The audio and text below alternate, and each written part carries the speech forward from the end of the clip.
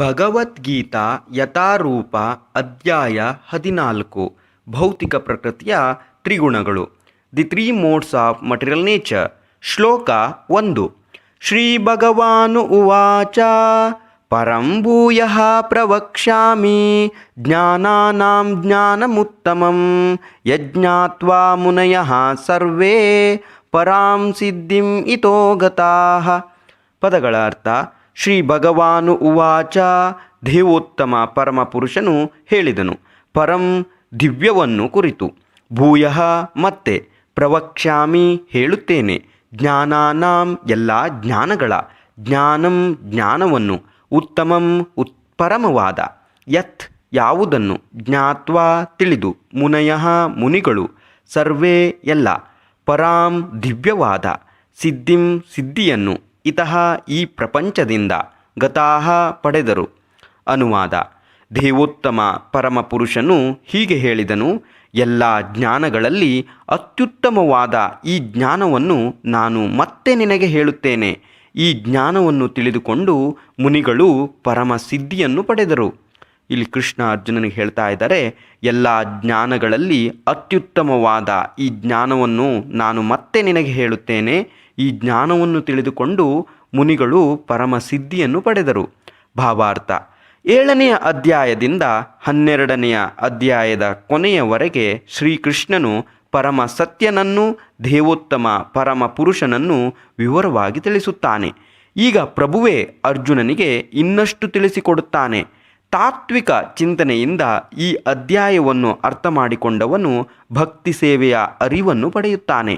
ನಮ್ರತೆಯಿಂದ ಜ್ಞಾನವನ್ನು ಬೆಳೆಸಿಕೊಳ್ಳುವುದರಿಂದ ಮನುಷ್ಯನು ಐಹಿಕ ಬಂಧನದಿಂದ ಬಿಡುಗಡೆಯಾಗುವ ಸಾಧ್ಯತೆ ಇದೆ ಎಂದು 13ನೆಯ ಅಧ್ಯಾಯದಲ್ಲಿ ಸ್ಪಷ್ಟವಾಗಿ ವಿವರಿಸಲಾಯಿತು.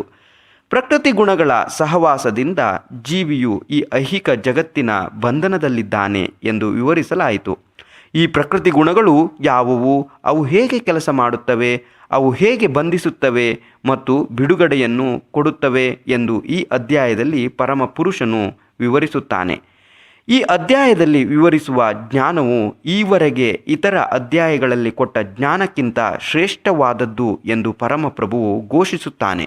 ಈ ಜ್ಞಾನದ ಅರಿವಿನಿಂದ ಅನೇಕ ಮಂದಿ ಮಹರ್ಷಿಗಳು ಪರಿಪೂರ್ಣತೆಯನ್ನು ಸಾಧಿಸಿ ದಿವ್ಯಲೋಕಕ್ಕೆ ಹೋಗಿದ್ದಾರೆ. ಪ್ರಭುವು ಈಗ ಅದೇ ಜ್ಞಾನವನ್ನು ಇನ್ನೂ ಉತ್ತಮ ರೀತಿಯಲ್ಲಿ ವಿವರಿಸುತ್ತಾನೆ. ಈ ಜ್ಞಾನವು ಇದುವರೆಗೆ ವಿವರಿಸಿದ ಎಲ್ಲ ಜ್ಞಾನ ಪ್ರಕ್ರಿಯೆಗಳಿಗಿಂತ ಅತ್ಯಂತ ಶ್ರೇಷ್ಠವಾದದ್ದು. ಇದನ್ನು ತಿಳಿದುಕೊಂಡು ಅನೇಕ ಮಂದಿ ಪರಿಪೂರ್ಣತೆಯನ್ನು ಸಾಧಿಸಿದ್ದಾರೆ. ಹೀಗೆ ಈ 14ನೆಯ ಅಧ್ಯಾಯವನ್ನು ಅರ್ಥ ಮಾಡಿಕೊಂಡವನು ಪರಿಪೂರ್ಣತೆಯನ್ನು ಸಾಧಿಸುತ್ತಾನೆ ಎಂದು ನಿರೀಕ್ಷಿಸಲಾಗಿದೆ. ಶ್ಲೋಕ 2. ಇದಂ ಜ್ಞಾನಂ ಉಪಾಶ್ರಿತ್ಯ ಮಮ ಸಾಧರ್ಮ್ಯಮಾಗತಾಃ ಸರ್ಗೇಪಿ ನೋಪಜಾಯಂತೆ ಪ್ರಲಯೇನ ವ್ಯತಂತಿ ಚ.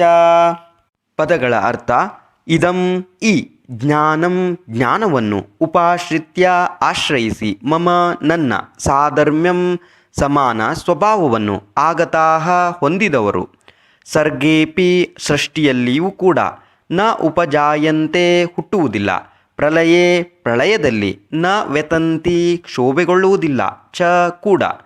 ಅನುವಾದ: ಈ ಜ್ಞಾನದಲ್ಲಿ ನೆಲೆಗೊಂಡವನು ನನ್ನ ರೀತಿಯ ದಿವ್ಯ ಸ್ವಭಾವವನ್ನು ಪಡೆಯುವನು. ಹೀಗೆ ನೆಲೆಗೊಂಡವನು ಸೃಷ್ಟಿಕಾಲದಲ್ಲಿ ಹುಟ್ಟುವುದಿಲ್ಲ ಮತ್ತು ಪ್ರಳಯ ಕಾಲದಲ್ಲಿ ವ್ಯಥೆಪಡುವುದಿಲ್ಲ. ಇಲ್ಲಿ ಕೃಷ್ಣ ಅರ್ಜುನ ಹೇಳ್ತಾ ಇದ್ದಾರೆ, ಈ ಜ್ಞಾನದಲ್ಲಿ ನೆಲೆಗೊಂಡವನು ನನ್ನ ರೀತಿಯ ದಿವ್ಯ ಸ್ವಭಾವವನ್ನು ಪಡೆಯುವನು. ಅಂದರೆ ಇಲ್ಲಿ ಕೃಷ್ಣನ ರೀತಿಯ ದಿವ್ಯ ಸ್ವಭಾವವನ್ನು ಪಡೆಯುವನು. ಹೀಗೆ ನೆಲೆಗೊಂಡವನು ಸೃಷ್ಟಿಕಾಲದಲ್ಲಿ ಹುಟ್ಟುವುದಿಲ್ಲ ಮತ್ತು ಪ್ರಳಯ ಕಾಲದಲ್ಲಿ ವ್ಯಥೆಪಡುವುದಿಲ್ಲ. ಭಾವಾರ್ಥ: ಪರಿಪೂರ್ಣ ದಿವ್ಯ ಜ್ಞಾನವನ್ನು ಪಡೆದ ಮನುಷ್ಯನು ದೇವೋತ್ತಮ ಪರಮ ಪುರುಷನೊಂದಿಗೆ ಗುಣಾತ್ಮಕ ಸಮಾನತೆಯನ್ನು ಪಡೆಯುವನು. ಹುಟ್ಟು ಸಾವುಗಳ ಪುನರಾವರ್ತನೆಯಿಂದ ಬಿಡುಗಡೆ ಹೊಂದುವನು. ಆದರೆ ಜೀವಾತ್ಮನಾಗಿ ತನ್ನ ಪ್ರತ್ಯೇಕ ಇರುವನ್ನು ಕಳೆದುಕೊಳ್ಳುವುದಿಲ್ಲ. ಆಧ್ಯಾತ್ಮಿಕ ಗಗನದ ದಿವ್ಯ ಲೋಕಗಳನ್ನು ತಲುಪಿದ ಮುಕ್ತಾತ್ಮರು ಪರಮ ಪ್ರಭುವಿನ ಪ್ರೀತಿಪೂರ್ವಕ ದಿವ್ಯ ಸೇವೆಯಲ್ಲಿ ನಿರತರಾಗಿದ್ದು ಸದಾ ಅವನ ಪಾದ ಕಮಲಗಳನ್ನು ನೋಡುತ್ತಿರುತ್ತಾರೆ ಎಂದು ವೇದ ಸಾಹಿತ್ಯದಿಂದ ತಿಳಿದುಕೊಳ್ಳಬಹುದು. ಆದುದರಿಂದ ಬಿಡುಗಡೆಯ ನಂತರವೂ ಭಕ್ತರು ತಮ್ಮ ಪ್ರತ್ಯೇಕ ಅಸ್ತಿತ್ವವನ್ನು ಕಳೆದುಕೊಳ್ಳುವುದಿಲ್ಲ. ಸಾಮಾನ್ಯವಾಗಿ ಈ ಐಹಿಕ ಜಗತ್ತಿನಲ್ಲಿ ನಾವು ಪಡೆಯುವ ಜ್ಞಾನವು ಐಹಿಕ ಪ್ರಕೃತಿಯ ಗುಣತ್ರಯಗಳಿಂದ ಕಲ್ಮಶ ಹೊಂದುತ್ತದೆ. ಪ್ರಕೃತಿಯ ಗುಣತ್ರಯಗಳ ಕಲ್ಮಶದ ಸೋಂಕಿಲ್ಲದ ಜ್ಞಾನಕ್ಕೆ ದಿವ್ಯಜ್ಞಾನ ಎಂದು ಹೆಸರು. ಈ ದಿವ್ಯಜ್ಞಾನದಲ್ಲಿ ನೆಲೆಸುತ್ತಲೇ ಮನುಷ್ಯನು ಪರಮ ಪುರುಷನೊಡನೆ ಒಂದೇ ನೆಲೆಯಲ್ಲಿರುತ್ತಾನೆ. ಆಧ್ಯಾತ್ಮಿಕ ಗಗನದ ತಿಳುವಳಿಕೆಯಿಲ್ಲದವರು ಐಹಿಕ ರೂಪದ ಐಹಿಕ ಕರ್ಮಗಳಿಂದ ಬಿಡುಗಡೆಯಾದ ನಂತರ ಈ ಆಧ್ಯಾತ್ಮಿಕ ವ್ಯಕ್ತಿತ್ವವು ವೈವಿಧ್ಯವೇ ಇಲ್ಲದೆ ರೂಪರಹಿತವಾಗುತ್ತದೆ ಎಂದು ಅಭಿಪ್ರಾಯಪಡುತ್ತಾರೆ. ಐಹಿಕ ರೂಪದ ಐಹಿಕ ಕರ್ಮಗಳಿಂದ ಬಿಡುಗಡೆಯಾದ ನಂತರ ಈ ಆಧ್ಯಾತ್ಮಿಕ ವ್ಯಕ್ತಿತ್ವವು ವೈವಿಧ್ಯವೇ ಇಲ್ಲದೆ ರೂಪರಹಿತವಾಗುತ್ತದೆ ಎಂದು ಅಭಿಪ್ರಾಯಪಡುತ್ತಾರೆ. ಆದರೆ ಈ ಜಗತ್ತಿನಲ್ಲಿ ಐಹಿಕ ವೈವಿಧ್ಯವಿರುವಂತೆಯೇ ಆಧ್ಯಾತ್ಮಿಕ ಜಗತ್ತಿನಲ್ಲಿಯೂ ವೈವಿಧ್ಯವಿರುತ್ತದೆ. ಇದನ್ನು ತಿಳಿಯದವರು ಆಧ್ಯಾತ್ಮಿಕ ಅಸ್ತಿತ್ವವು ಐಹಿಕ ವೈವಿಧ್ಯಕ್ಕೆ ವಿರುದ್ಧವಾದದ್ದು ಎಂದು ಆಲೋಚಿಸುತ್ತಾರೆ. ಆದರೆ ವಾಸ್ತವವಾಗಿ ಆಧ್ಯಾತ್ಮಿಕ ಗಗನದಲ್ಲಿ ಮನುಷ್ಯನು ಆಧ್ಯಾತ್ಮಿಕ ರೂಪವನ್ನು ಪಡೆಯುತ್ತಾನೆ. ಆಧ್ಯಾತ್ಮಿಕ ಚಟುವಟಿಕೆಗಳಿವೆ ಮತ್ತು ಆಧ್ಯಾತ್ಮಿಕ ಸನ್ನಿವೇಶವನ್ನು ಭಕ್ತಿಪೂರ್ವಕ ಜೀವನ ಎಂದು ಕರೆದಿದೆ. ಆ ವಾತಾವರಣವು ಕಲ್ಮಶರಹಿತ ಎಂದು ಹೇಳುತ್ತಾರೆ. ಅಲ್ಲಿ ಗುಣದಲ್ಲಿ ಮನುಷ್ಯನು ಪರಮ ಪ್ರಭುವಿಗೆ ಸಮಾನನು. ಇಂತಹ ಜ್ಞಾನವನ್ನು ಪಡೆಯಲು ಮನುಷ್ಯನು ಎಲ್ಲ ಆಧ್ಯಾತ್ಮಿಕ ಗುಣಗಳನ್ನು ಬೆಳೆಸಿಕೊಳ್ಳಬೇಕು. ಹೀಗೆ ಆಧ್ಯಾತ್ಮಿಕ ಗುಣಗಳನ್ನು ಬೆಳೆಸಿಕೊಂಡವನಿಗೆ ಐಹಿಕ ಜಗತ್ತಿನ ಸೃಷ್ಟಿಯಿಂದಾಗಲಿ ವಿನಾಶದಿಂದಾಗಲಿ ಯಾವ ಪರಿಣಾಮವೂ ಆಗುವುದಿಲ್ಲ. ಶ್ಲೋಕ 3. ಮಮ ಯೋನಿರ್ಮಹದ್ಬ್ರಹ್ಮ ತಸ್ಮಿನ್ ಗರ್ಭಂ ದದಾಮ್ಯಹಂ ಸಂಭವಾಃ ಸರ್ವಭೂತಾನಾಂ ತತೋ ಭವತಿ ಭಾರತ. ಪದಗಳ ಅರ್ಥ: ಮಮ ನನ್ನ, ಯೋನಿಹಿ ಜನನ ಮೂಲವು, ಮಹತ್ತತ್ವವಾದ, ಬ್ರಹ್ಮ ಪರಮೋನ್ನತನು, ತಸ್ಮಿನ್ ಅದರಲ್ಲಿ, ಗರ್ಭಂ ಗರ್ಭವನ್ನು, ದದಾಮಿ ಸೃಷ್ಟಿಸುತ್ತೇನೆ, ಅಹಂ ನಾನು, ಸಂಭವವು, ಸರ್ವಭೂತಾನಾಂ ಎಲ್ಲ ಜೀವಿಗಳ, ತತಃ ಅನಂತರ, ಭವತಿ ಆಗುತ್ತದೆ, ಭಾರತ ಭರತಪುತ್ರನೇ. ಅನುವಾದ: ಭರತ ವಂಶದವನಾದ ಅರ್ಜುನನೇ, ಒಟ್ಟು ಐಹಿಕ ವಸ್ತುವಿಗೆ ಬ್ರಹ್ಮನ್ ಎಂದು ಹೆಸರು. ಅದು ಜನನದ ಮೂಲ. ನಾನು ಆ ಬ್ರಹ್ಮನ್ಗೆ ಗರ್ಭದಾನ ಮಾಡಿ ಎಲ್ಲ ಜೀವಿಗಳು ಹುಟ್ಟುವುದು ಸಾಧ್ಯವಾಗುವಂತೆ ಮಾಡುತ್ತೇನೆ. ಇಲ್ಲಿ ಕೃಷ್ಣ ಹೇಳ್ತಾ ಇದ್ದಾರೆ, ಅರ್ಜುನನೇ, ಒಟ್ಟು ಐಹಿಕ ವಸ್ತುವಿಗೆ ಬ್ರಹ್ಮನ್ ಎಂದು ಹೆಸರು. ಅದು ಜನನದ ಮೂಲ. ನಾನು ಆ ಬ್ರಹ್ಮನ್ಗೆ ಗರ್ಭದಾನ ಮಾಡಿ ಎಲ್ಲ ಜೀವಿಗಳು ಹುಟ್ಟುವುದು ಸಾಧ್ಯವಾಗುವಂತೆ ಮಾಡುತ್ತೇನೆ. ಭಾವಾರ್ಥ: ಇದು ಜಗತ್ತಿನ ಒಂದು ವಿವರಣೆ. ಆಗುವುದೆಲ್ಲಕ್ಕೆ ಕಾರಣವಾದ ಕ್ಷೇತ್ರ ಮತ್ತು ಕ್ಷೇತ್ರಜ್ಞರ ಸಂಯೋಜನೆ. ಇದು ಜಗತ್ತಿನ ಒಂದು ವಿವರಣೆ. ಆಗುವುದೆಲ್ಲಕ್ಕೆ ಕಾರಣವಾದ ಕ್ಷೇತ್ರ ಮತ್ತು ಕ್ಷೇತ್ರಜ್ಞರ ಸಂಯೋಜನೆ. ಪ್ರಕೃತಿ ಮತ್ತು ಪುರುಷರ ಈ ಸಂಯೋಜನೆಯನ್ನು ಸ್ವತಃ ಪರಮಪ್ರಭುವೇ ಸಾಧ್ಯ ಮಾಡುತ್ತಾನೆ. ಸಮಸ್ತ ವಿಶ್ವದ ಅಭಿವ್ಯಕ್ತಿಯು ಒಟ್ಟು ಕಾರಣ ಮಹತ್ತತ್ವ. ಐಹಿಕ ಕಾರಣದ ಒಟ್ಟು ವಸ್ತುವನ್ನು ಕೆಲವೊಮ್ಮೆ ಬ್ರಹ್ಮನ್ ಎಂದು ಕರೆಯಲಾಗುತ್ತದೆ. ಇದರಲ್ಲಿ ಗುಣತ್ರಯಗಳಿವೆ. ಒಟ್ಟು ವಸ್ತುವು ಪರಮ ಪುರುಷನಿಂದ ಗರ್ಭವನ್ನು ಪಡೆಯುತ್ತದೆ. ಹೀಗೆ ಅಸಂಖ್ಯಾತ ವಿಶ್ವಗಳು ಸಾಧ್ಯವಾಗುತ್ತವೆ. ಈ ಒಟ್ಟು ಐಹಿಕ ವಸ್ತು ಅಥವಾ ಮಹತ್ತತ್ವವನ್ನು ವೇದ ಸಾಹಿತ್ಯದಲ್ಲಿ ಬ್ರಹ್ಮನ್ ಎಂದು ವರ್ಣಿಸಿದೆ. ಮುಂಡಕ ಉಪನಿಷತ್ತು 1.1.9. ತಸ್ಮಾತ್ ಏತದ್ ಬ್ರಹ್ಮ ನಾಮರೂಪಂ ಅನ್ನಂ ಚ ಜಾಯತೆ. ಆ ಬ್ರಹ್ಮಕ್ಕೆ ಪರಮ ಪುರುಷನು ಜೀವಿಗಳ ಬೀಜಗಳನ್ನು ನೀಡಿ ಗರ್ಭದಾನ ಮಾಡುತ್ತಾನೆ. ಭೂಮಿ, ನೀರು, ಅಗ್ನಿ ಮತ್ತು ವಾಯು ಇವುಗಳಿಂದ ಪ್ರಾರಂಭಿಸಿ 24 ಘಟಕಾಂಶಗಳು ಎಲ್ಲವೂ ಐಹಿಕ ಶಕ್ತಿ. ಅವುಗಳೆಲ್ಲ ಸೇರಿ ಮಹತ್ತತ್ವ ಅಥವಾ ಐಹಿಕ ಪ್ರಕೃತಿ. 7ನೇ ಅಧ್ಯಾಯದಲ್ಲಿ ವಿವರಿಸಿದಂತೆ ಇದರಾಚೆ ಇದಕ್ಕಿಂತ ಶ್ರೇಷ್ಠವಾದ ಇನ್ನೊಂದು ಪ್ರಕೃತಿ ಇದೆ. ಅದು ಜೀವಿ. ದೇವೋತ್ತಮ ಪರಮಪುರುಷನ ಸಂಕಲ್ಪದಿಂದ ಶ್ರೇಷ್ಠ ಪ್ರಕೃತಿಯಲ್ಲಿ ಐಹಿಕ ಪ್ರಕೃತಿಯನ್ನು ಬೆರೆಸಲಾಗುತ್ತದೆ. ಅನಂತರ ಈ ಐಹಿಕ ಪ್ರಕೃತಿಯಿಂದ ಎಲ್ಲ ಜೀವಿಗಳು ಹುಟ್ಟುತ್ತಾರೆ. ಚೇಳು ಅಕ್ಕಿಯ ರಾಶಿಗಳಲ್ಲಿ ತನ್ನ ಮೊಟ್ಟೆಯನ್ನು ಇಡುತ್ತದೆ.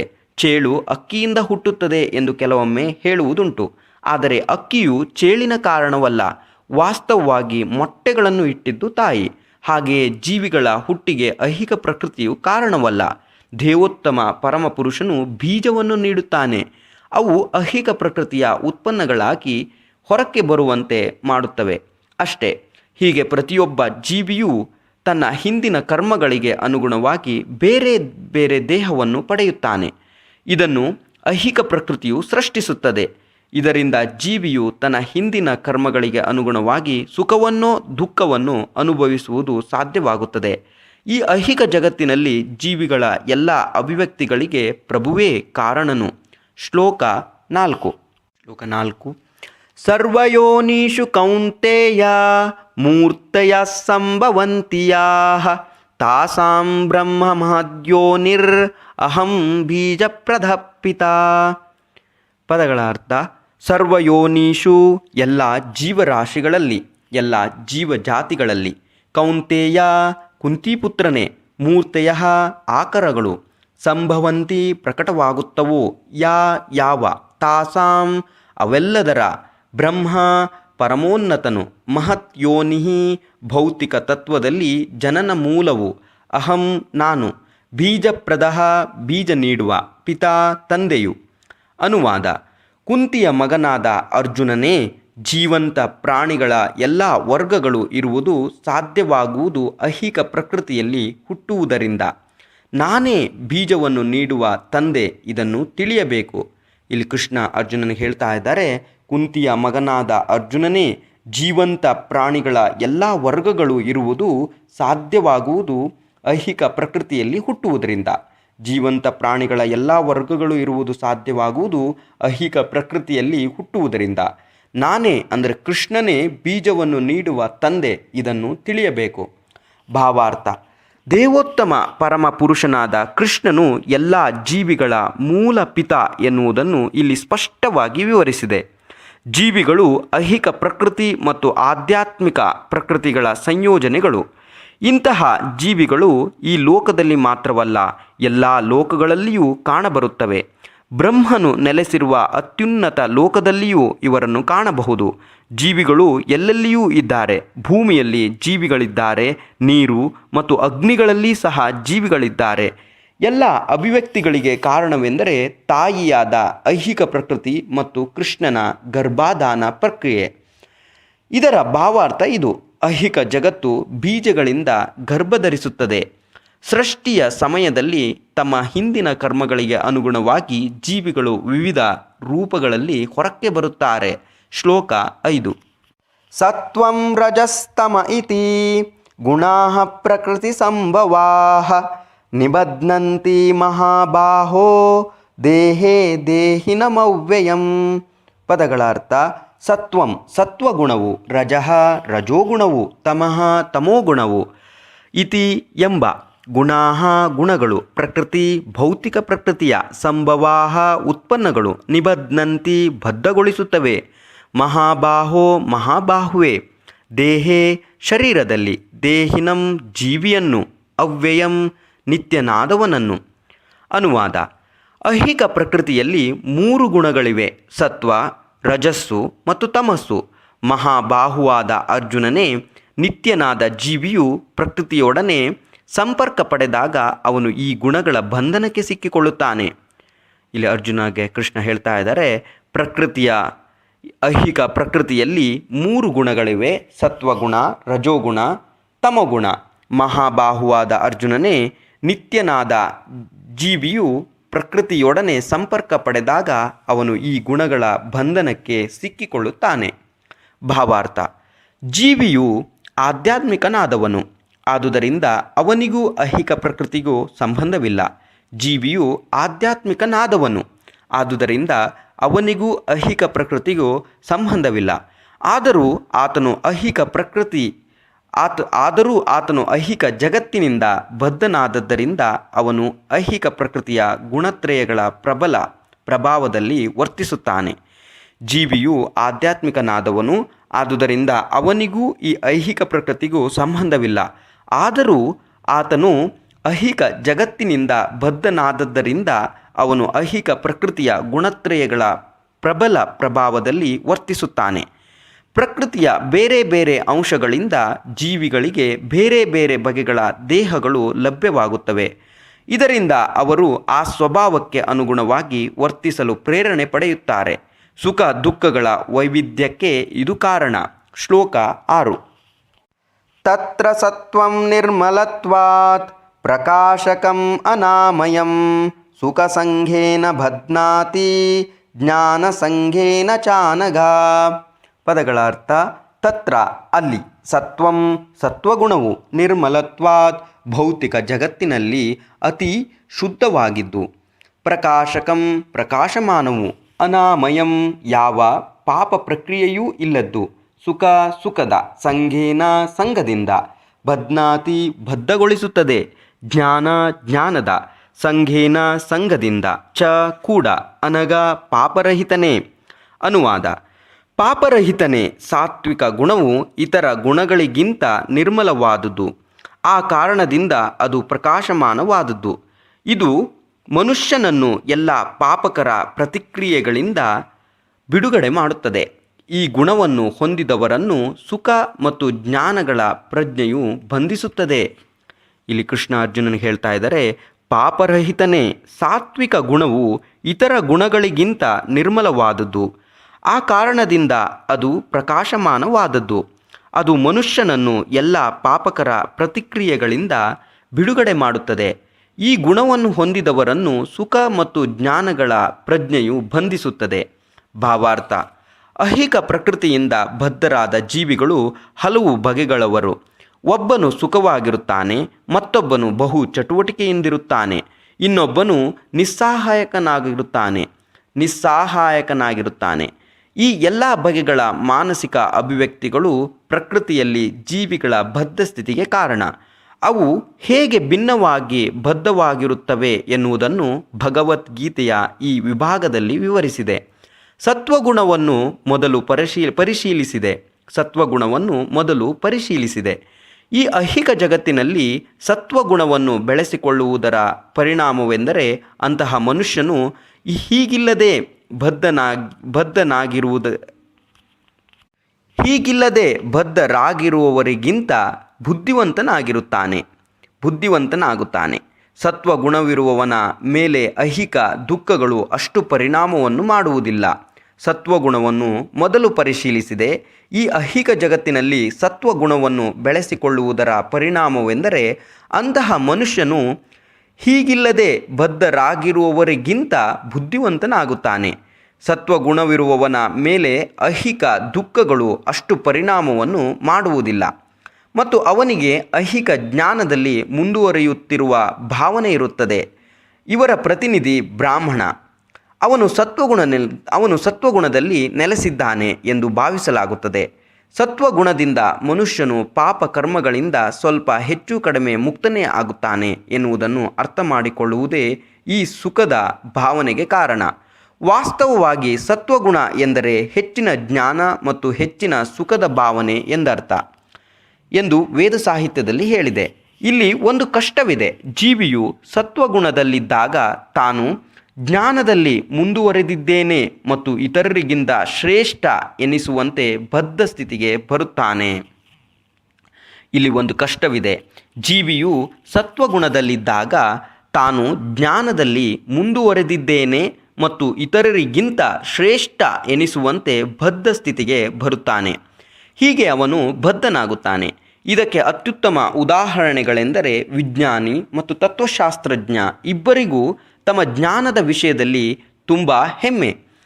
ಸಾಮಾನ್ಯವಾಗಿ ಅವರು ತಮ್ಮ ಜೀವನದ ಸ್ಥಿತಿಗತಿಗಳನ್ನು ಉತ್ತಮಗೊಳಿಸಿಕೊಳ್ಳುವುದರಿಂದ ಒಂದು ಬಗೆಯ ಐಹಿಕ ಸುಖದ ಭಾವನೆ ಬರುತ್ತದೆ. ಬದ್ಧ ಬದುಕಿನಲ್ಲಿನ ಈ ಹೆಚ್ಚಿನ ಸುಖದ ಭಾವನೆಯಿಂದ ಅವರು ಐಹಿಕ ಪ್ರಕೃತಿಯ ಸತ್ವಗುಣದಿಂದ ಬಂಧಿತರಾಗುತ್ತಾರೆ. ಇದರಿಂದ ಸತ್ವಗುಣದಲ್ಲಿ ಕೆಲಸ ಮಾಡುವುದರತ್ತ ಅವರು ಆಕರ್ಷಿತರಾಗುತ್ತಾರೆ. ಈ ರೀತಿಯಲ್ಲಿ ಕೆಲಸ ಮಾಡುವುದಕ್ಕೆ ಅವರಿಗೆ ಆಕರ್ಷಣೆ ಇದ್ದಷ್ಟು ಕಾಲವೂ ಅವರು ಪ್ರಕೃತಿಯ ಗುಣಗಳಲ್ಲಿ ಯಾವುದಾದರೊಂದು ಬಗೆಯ ದೇಹವನ್ನು ಪಡೆಯಬೇಕಾಗುತ್ತದೆ. ಹೀಗೆ ಬಿಡುಗಡೆಯಾಗುವುದರ ಸಂಭವವೂ ಇಲ್ಲ, ಆಧ್ಯಾತ್ಮಿಕ ಜಗತ್ತಿಗೆ ಹೋಗುವ ಸಂಭವವೂ ಇಲ್ಲ. ಮನುಷ್ಯನು ಮತ್ತೆ ಒಬ್ಬ ತತ್ವಶಾಸ್ತ್ರಜ್ಞನಾಗಬಹುದು ಮನುಷ್ಯನು ಮತ್ತೆ ಮತ್ತೆ ಒಬ್ಬ ತತ್ವಶಾಸ್ತ್ರಜ್ಞನಾಗಬಹುದು, ವಿಜ್ಞಾನಿಯಾಗಬಹುದು ಅಥವಾ ಕವಿಯಾಗಬಹುದು. ಅದೇ ಹುಟ್ಟು ಸಾವುಗಳ ಅದೇ ತೊಂದರೆಗಳಲ್ಲಿ ಮತ್ತೆ ಮತ್ತೆ ಸಿಕ್ಕಿಕೊಳ್ಳಬಹುದು. ಆದರೆ ಐಹಿಕ ಶಕ್ತಿಯ ಮಾಯೆಯಿಂದ ಈ ಬಗೆಯ ಬದುಕು ಸಂತೋಷಕರವಾಗಿದೆ ಎಂದು ಮನುಷ್ಯನು ಭಾವಿಸುತ್ತಾನೆ. ಶ್ಲೋಕ 7.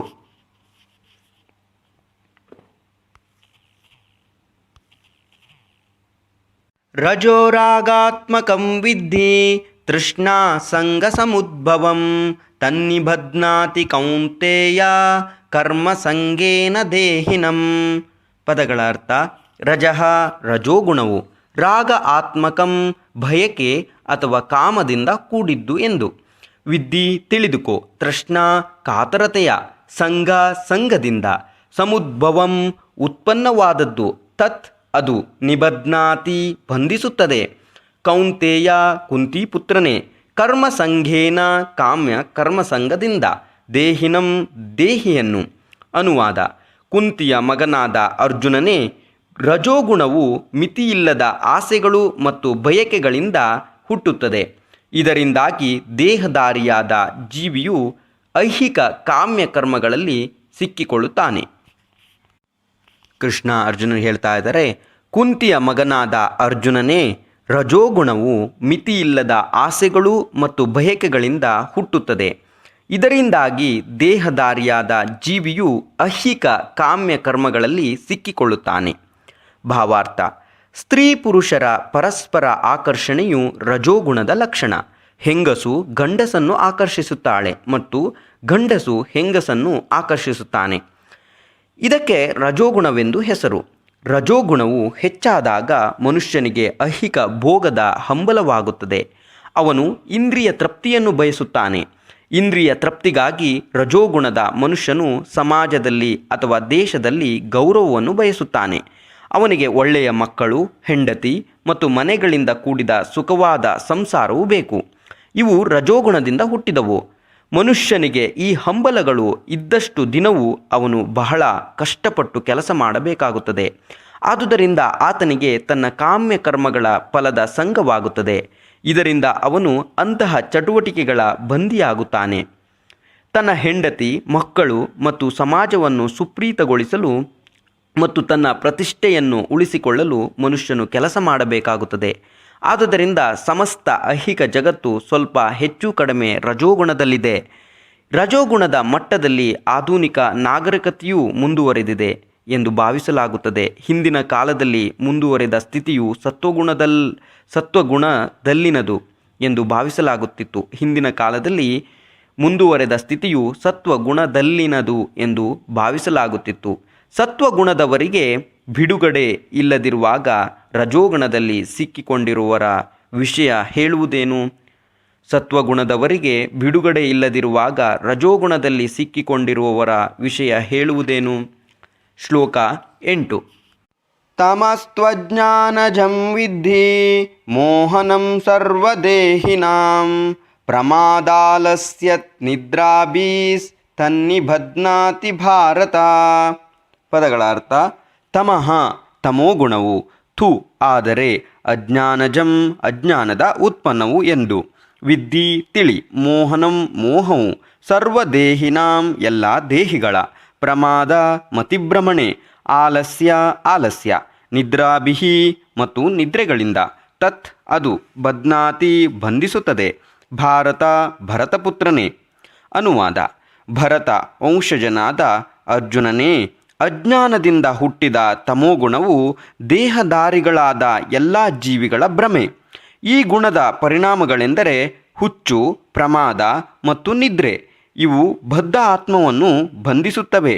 ಇಲ್ಲಿ ಕೃಷ್ಣ ಹೇಳ್ತಾ ಇದ್ದಾರೆ, ಭರತ ವಂಶಜನಾದ ಅರ್ಜುನನೇ, ಅಜ್ಞಾನದಿಂದ ಹುಟ್ಟಿದ ತಮೋಗುಣವು ದೇಹಧಾರಿಗಳಾದ ಎಲ್ಲ ಜೀವಿಗಳ ಭ್ರಮೆ. ಈ ಗುಣದ ಪರಿಣಾಮಗಳೆಂದರೆ ಹುಚ್ಚು, ಪ್ರಮಾದ ಮತ್ತು ನಿದ್ರೆ. ಇವು ಬದ್ಧ ಆತ್ಮವನ್ನು ಬಂಧಿಸುತ್ತವೆ ಅಂತ. ಭಾವಾರ್ಥ: ಈ ಶ್ಲೋಕದಲ್ಲಿ ತು ಎನ್ನುವ ಪದದ ನಿಖರವಾದ ಅನ್ವಯವು ಅರ್ಥವತ್ತಾಗಿದೆ. ತಮೋಗುಣವು ಬದ್ಧ ಆತ್ಮನ ಒಂದು ಬಹು ವಿಶಿಷ್ಟ ಗುಣ ಎಂದು ಇದರ ಅರ್ಥ. ತಮೋಗುಣವು ಸತ್ವಗುಣಕ್ಕೆ ವಿರುದ್ಧವಾದುದು. ಸತ್ವಗುಣದಲ್ಲಿ ಮನುಷ್ಯನು ಜ್ಞಾನವನ್ನು ಬೆಳೆಸಿಕೊಂಡು ಪ್ರತಿಯೊಂದು ವಿಷಯವನ್ನು ಅರ್ಥ ಮಾಡಿಕೊಳ್ಳಬಲ್ಲ. ಆದರೆ ತಮೋಗುಣವು ಇದಕ್ಕೆ ವಿರುದ್ಧವಾದುದು. ತಮೋಗುಣದ ಪ್ರಭಾವಕ್ಕೆ ಸಿಕ್ಕ ಪ್ರತಿಯೊಬ್ಬನೂ ಹುಚ್ಚನಾಗುತ್ತಾನೆ. ಹುಚ್ಚನು ಯಾವುದು ಏನು ಎಂದು ಅರ್ಥ ಮಾಡಿಕೊಳ್ಳಲಾರ. ಮುನ್ನಡೆಯುವ ಬದಲು ಅವನು ಕೀಳು ಸ್ಥಿತಿಗೆ ಬರುತ್ತಾನೆ. ತಮೋಗುಣದ ವಿವರಣೆಯು ವೇದ ಸಾಹಿತ್ಯದಲ್ಲಿ ಕಾಣುತ್ತದೆ. ವಸ್ತು ಯಾತಾತ್ಮ್ಯ ಜ್ಞಾನ ವರಖಂ ವಿಪರ್ಯಯ ಜ್ಞಾನ ಜನಕಂ ತಮಃ. ಅಜ್ಞಾನದ ಪ್ರಭಾವದಿಂದ ಮನುಷ್ಯನಿಗೆ ವಸ್ತು ಇರುವಂತೆಯೇ ತಿಳಿದುಕೊಳ್ಳಲು ಸಾಧ್ಯವಾಗುವುದಿಲ್ಲ. ಉದಾಹರಣೆಗೆ, ಪ್ರತಿಯೊಬ್ಬನೂ ತನ್ನ ಅಜ್ಜನು ಸತ್ತಿದ್ದಾನೆ, ಆದುದರಿಂದ ತಾನು ಸಾಯುತ್ತೇನೆ ಎನ್ನುವುದನ್ನು ಕಾಣಬಲ್ಲ. ಮನುಷ್ಯನಿಗೆ ಸಾವು ಉಂಟು, ಅವನಿಗೆ ಹುಟ್ಟುವ ಮಕ್ಕಳು ಸಾಯುತ್ತಾರೆ, ಆದುದರಿಂದ ಸಾವು ಖಂಡಿತ. ಆದರೂ ಮನುಷ್ಯರು ಹುಚ್ಚಾಗಿ ಹಗಲು ರಾತ್ರಿ ಕಷ್ಟಪಟ್ಟು ಹಣವನ್ನು ಸಂಗ್ರಹಿಸುತ್ತಾರೆ. ನಿತ್ಯವಾದ ಚೇತನಕ್ಕೆ ಲಕ್ಷ್ಯ ಕೊಡುವುದಿಲ್ಲ. ಇದು ಹುಚ್ಚು. ತಮ್ಮ ಹುಚ್ಚಿನಲ್ಲಿ ಅವರು ಆಧ್ಯಾತ್ಮಿಕ ತಿಳುವಳಿಕೆಯಲ್ಲಿ ಮುನ್ನಡೆಯಲು ಇಷ್ಟವನ್ನೇ ಪಡುವುದಿಲ್ಲ. ಅಂತಹ ಜನರು ಬಹಳ ಸೋಮಾರಿಗಳು. ಆಧ್ಯಾತ್ಮಿಕ ತಿಳುವಳಿಕೆಗಾಗಿ ಇತರರೊಡನೆ ಸೇರಿಕೊಳ್ಳುವಂತೆ ಅವರನ್ನು ಆಹ್ವಾನಿಸಿದಾಗ ಅವರಿಗೆ ಹೆಚ್ಚು ಆಸಕ್ತಿ ಇರುವುದಿಲ್ಲ. ರಜೋಗುಣವು ನಿಯಂತ್ರಿಸುವ ಮನುಷ್ಯನಂತೆ ಸಹ ಅವರು ಚಟುವಟಿಕೆಯಿಂದಿರುವುದಿಲ್ಲ. ತಮೋಗುಣದಲ್ಲಿ ಮುಳುಗಿ ಹೋಗಿರುವವನ ಇನ್ನೊಂದು ಲಕ್ಷಣವೆಂದರೆ ಅವನು ಅಗತ್ಯವಾಗಿರುವುದಕ್ಕಿಂತ ಹೆಚ್ಚು ನಿದ್ರೆ ಮಾಡುತ್ತಾನೆ. 6 ಗಂಟೆಗಳ ನಿದ್ರೆ ಸಾಕು. ಆದರೆ ಅಜ್ಞಾನದ ಗುಣದ ಮನುಷ್ಯನು ಪ್ರತಿದಿನವೂ ಕೊನೆಯ ಪಕ್ಷ 10-12 ಗಂಟೆ ನಿದ್ದೆ ಮಾಡುತ್ತಾನೆ. ಇಂತಹ ಮನುಷ್ಯನು ಸದಾ ನಿರುತ್ಸಾಹಿಯಾಗಿರುವಂತೆ ಕಾಣುತ್ತಾನೆ. ಅವನಿಗೆ ಮಾದಕ ವಸ್ತುಗಳ ಸೇವನೆಯ ಮತ್ತು ನಿದ್ರೆಯ ಚಟವಿರುತ್ತದೆ. ತಮೋಗುಣದಿಂದ ಬದ್ಧನಾದ ಮನುಷ್ಯನ ಲಕ್ಷಣಗಳು ಇವು. ಶ್ಲೋಕ 9. ಸತ್ವಂ ಸುಖೇ ಸಂಜಯತಿ ರಜಃ ಕರ್ಮಣಿ ಭಾರತ ಜ್ಞಾನಂ ಆವೃತ್ಯುತ ತಮಃ ಪ್ರಮಾದೇ ಸಂಜಯತ್ಯುತ. ಸತ್ವಂ ಸುಖೇ ಸಂಜಯತಿ ರಜಃ ಕರ್ಮಣಿ ಭಾರತ ಜ್ಞಾನಂ ಆವೃತ್ಯತ್ತು ತಮಃ ಪ್ರಮಾದೇ ಸಂಜಯತ್ಯುತ. ಪದಗಳ ಅರ್ಥ: ಸತ್ವಂ ಸತ್ವಗುಣವು ಸುಖೇ ಸುಖದಲ್ಲಿ, ಸಂಜಯತಿ ಬದ್ಧಗೊಳಿಸುತ್ತದೆ, ರಜಃ ರಜೋಗುಣವು ಕರ್ಮಣಿ ಕಾಮ್ಯ ಕರ್ಮಗಳಲ್ಲಿ, ಭಾರತ ಭರತಪುತ್ರನೇ ಜ್ಞಾನಂ ಜ್ಞಾನವನ್ನು, ಆವೃತ್ಯ ಆವರಿಸಿ, ತು ಆದರೆ, ತಮಃ ತಮೋಗುಣವು ಪ್ರಮಾದೆ ಮತಿಭ್ರಮಣೆಯಲ್ಲಿ, ಸಂಜಯತಿ ಬದ್ಧಗೊಳಿಸುತ್ತದೆ, ಉತ ಎಂದು ಹೇಳಲಾಗಿದೆ. ಅನುವಾದ: ಭರತ ವಂಶಜನಾದ ಅರ್ಜುನನೇ, ಸತ್ವಗುಣವು ಮನುಷ್ಯನನ್ನು ಸುಖವಾಗಿರಲು ಬದ್ಧಗೊಳಿಸುತ್ತದೆ. ರಜೋಗುಣವು ಕಾಮ್ಯ ಕರ್ಮಗಳನ್ನು ಮಾಡಲು ಬದ್ಧಗೊಳಿಸುತ್ತದೆ. ತಮಸ್ಸು ಮನುಷ್ಯನ ಜ್ಞಾನವನ್ನು ಆವರಿಸಿ ಅವನನ್ನು ಹುಚ್ಚಿಗೆ ಬದ್ಧಗೊಳಿಸುತ್ತದೆ. ಇಲ್ಲಿ ಕೃಷ್ಣ ಹೇಳ್ತಾ ಇದ್ದಾರೆ, ಸತ್ವಗುಣ, ರಜೋಗುಣ ಮತ್ತು ತಮೋಗುಣ ಹೇಗೆ ಮನುಷ್ಯನನ್ನು ಬದ್ಧಗೊಳಿಸುತ್ತದೆ ಅಂತ ಹೇಳಿ. ಸತ್ವಗುಣವು ಮನುಷ್ಯನನ್ನು ಸುಖವಾಗಿರಲು ಬದ್ಧಗೊಳಿಸುತ್ತದೆ. ರಜೋಗುಣವು ಕಾಮ್ಯ ಕರ್ಮಗಳನ್ನು ಮಾಡಲು ಬದ್ಧಗೊಳಿಸುತ್ತದೆ. ತಮಸ್ಸು ಅಂದರೆ ತಮೋಗುಣ ಮನುಷ್ಯನ ಜ್ಞಾನವನ್ನು ಆವರಿಸಿ ಅವನನ್ನು ಹುಚ್ಚಿಗೆ ಬದ್ಧಗೊಳಿಸುತ್ತದೆ. ಭಾವಾರ್ಥ: ಒಬ್ಬ ತತ್ವಶಾಸ್ತ್ರಜ್ಞಾನಿ ಅಥವಾ ವಿಜ್ಞಾನಿ ಅಥವಾ ಶಿಕ್ಷಣ ತಜ್ಞ ಒಂದು ಜ್ಞಾನ ಕ್ಷೇತ್ರದಲ್ಲಿ ಕೆಲಸ ಮಾಡಿ ಹಾಗೆ ತೃಪ್ತನಾಗಬಹುದು. ಹೀಗೆಯೇ ಸತ್ವಗುಣವಿರುವವನು ತನ್ನ ಕೆಲಸದಲ್ಲಿ ಅಥವಾ ಭೌತಿಕ ಅನ್ವೇಷಣೆಯಲ್ಲಿ ತೃಪ್ತಿ ಪಡೆಯುತ್ತಾನೆ. ರಜೋಗುಣದ ಮನುಷ್ಯನು ಫಲದಾಸೆ ಇರುವ ಕರ್ಮದಲ್ಲಿ ನಿರತನಾಗಿರಬಹುದು. ಆತನು ಸಾಧ್ಯವಾದಷ್ಟು ಸ್ವತ್ತನ್ನು ಪಡೆಯುತ್ತಾನೆ ಮತ್ತು ಒಳ್ಳೆಯ ಕೆಲಸಗಳಿಗಾಗಿ ಖರ್ಚು ಮಾಡುತ್ತಾನೆ.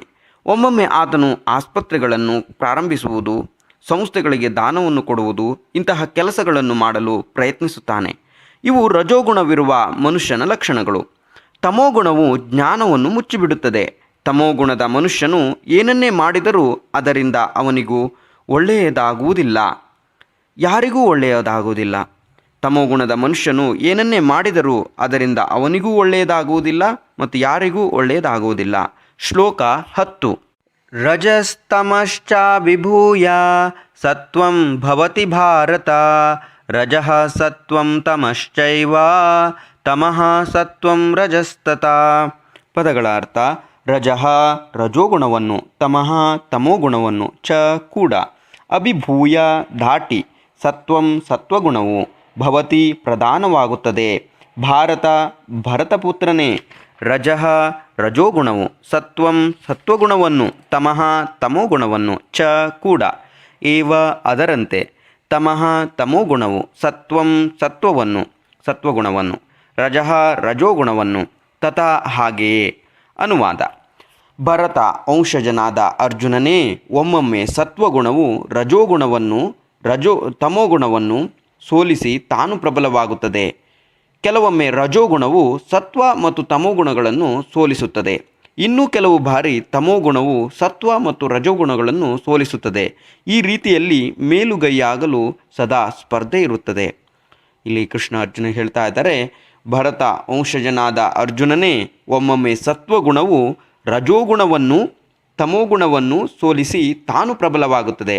ಸತ್ವಗುಣವು ರಜೋಗುಣವನ್ನು ತಮೋಗುಣವನ್ನು ಸೋಲಿಸಿ ತಾನು ಪ್ರಬಲವಾಗುತ್ತದೆ. ಕೆಲವೊಮ್ಮೆ ರಜೋಗುಣವು ಸತ್ವ ಮತ್ತು ತಮೋಗುಣಗಳನ್ನು ಸೋಲಿಸುತ್ತದೆ. ಇನ್ನು ಕೆಲವು ಬಾರಿ ತಮೋಗುಣವು ಸತ್ವ ಮತ್ತು ರಜೋಗುಣಗಳನ್ನು ಸೋಲಿಸುತ್ತದೆ. ಈ ರೀತಿಯಲ್ಲಿ ಮೇಲುಗೈಯಾಗಲು ಸದಾ ಸ್ಪರ್ಧೆ ಇರುತ್ತದೆ. ಭಾವಾರ್ಥ: ರಜೋಗುಣವು ಪ್ರಬಲವಾದಾಗ ಸತ್ವ ಮತ್ತು ತಮೋಗುಣಗಳು ಸೋಲುತ್ತವೆ. ಸತ್ವಗುಣವು ಪ್ರಬಲವಾದಾಗ ರಜೋಗುಣ ಮತ್ತು ತಮೋಗುಣಗಳು ಸೋಲುತ್ತವೆ. ತಮೋಗುಣವು ಪ್ರಬಲವಾದಾಗ ರಜೋಗುಣ ಮತ್ತು ಸತ್ವಗುಣಗಳು ಸೋಲುತ್ತವೆ. ಈ ಸ್ಪರ್ಧೆಯು ಸದಾ ನಡೆಯುತ್ತಿರುತ್ತದೆ. ಆದುದರಿಂದ ಕೃಷ್ಣ ಪ್ರಜ್ಞೆಯಲ್ಲಿ ಮುನ್ನಡೆಯಲು ವಾಸ್ತವವಾಗಿ ಮನಸ್ಸು ಮಾಡಿದವನು ಈ 3 ಗುಣಗಳನ್ನು ಮೀರಬೇಕು. ಪ್ರಕೃತಿಯ ಯಾವುದೊಂದು ಗುಣದ ಪ್ರಾಬಲ್ಯವೂ ಮನುಷ್ಯನ ವ್ಯವಹಾರಗಳು, ಚಟುವಟಿಕೆಗಳು, ಆಹಾರ ಮೊದಲಾದವುಗಳಲ್ಲಿ ಪ್ರಕಟವಾಗುತ್ತದೆ. ಇದೆಲ್ಲವನ್ನು ಮುಂದಿನ ಅಧ್ಯಾಯಗಳಲ್ಲಿ ವಿವರಿಸಲಾಗುತ್ತದೆ. ಮನುಷ್ಯನು ಇಚ್ಛಿಸಿದರೆ ಅಭ್ಯಾಸದಿಂದ ಅವನು ಸತ್ವಗುಣವನ್ನು ಬೆಳೆಸಿಕೊಳ್ಳಬಹುದು ಮತ್ತು ಹೀಗೆ ತಮೋಗುಣವನ್ನು ರಜೋಗುಣವನ್ನು ಸೋಲಿಸಬಹುದು. ಹೀಗೆಯೇ ಮನುಷ್ಯನು ರಜೋಗುಣವನ್ನು ಬೆಳೆಸಿಕೊಂಡು ಸತ್ವಗುಣವನ್ನು ತಮೋಗುಣವನ್ನು ಸೋಲಿಸಬಹುದು, ಅಥವಾ ತಮೋಗುಣವನ್ನು ಬೆಳೆಸಿಕೊಂಡು ಸತ್ವಗುಣ ಮತ್ತು ರಜೋಗುಣಗಳನ್ನು ಸೋಲಿಸಬಹುದು.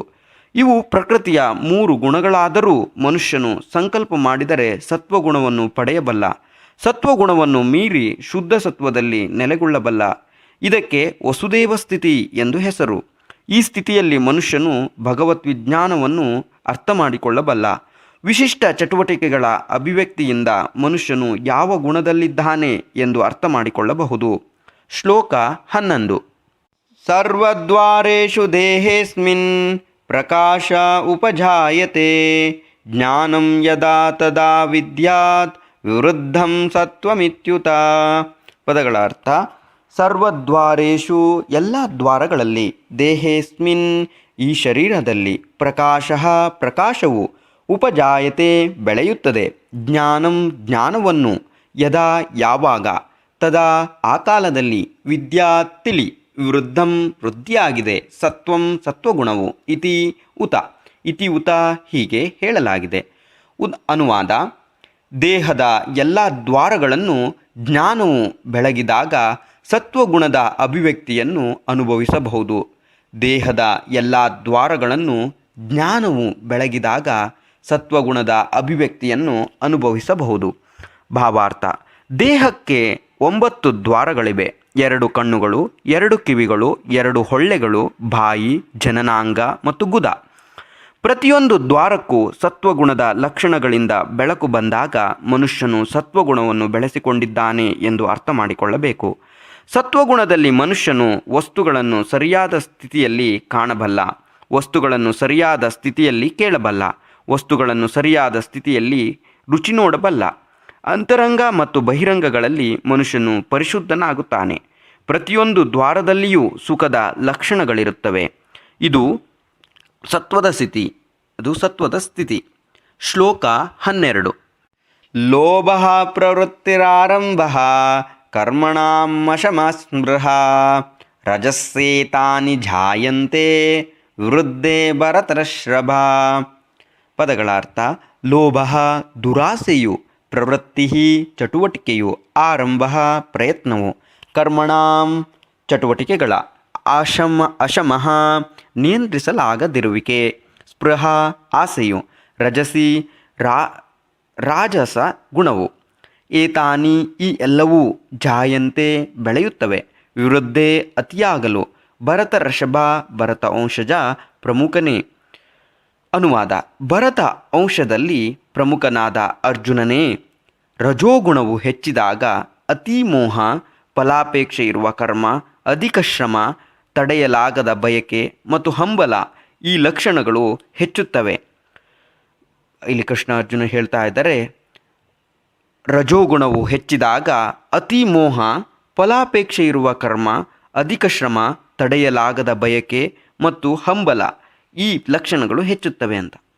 ಭಾವಾರ್ಥ: ರಜೋಗುಣವಿರುವವನಿಗೆ ತಾನು ಆಗಲೇ ಪಡೆದಿರುವ ಸ್ಥಾನದಿಂದ ತೃಪ್ತಿ ಎನ್ನುವುದೇ ಇಲ್ಲ. ರಜೋಗುಣವಿರುವವನಿಗೆ ತಾನು ಆಗಲೇ ಪಡೆದಿರುವ ಸ್ಥಾನದಿಂದ ತೃಪ್ತಿ ಎನ್ನುವುದೇ ಇಲ್ಲ. ಇನ್ನೂ ಉತ್ತಮ ಸ್ಥಾನಕ್ಕೆ ಏರಲು ಹಂಬಲಿಸುತ್ತಾನೆ.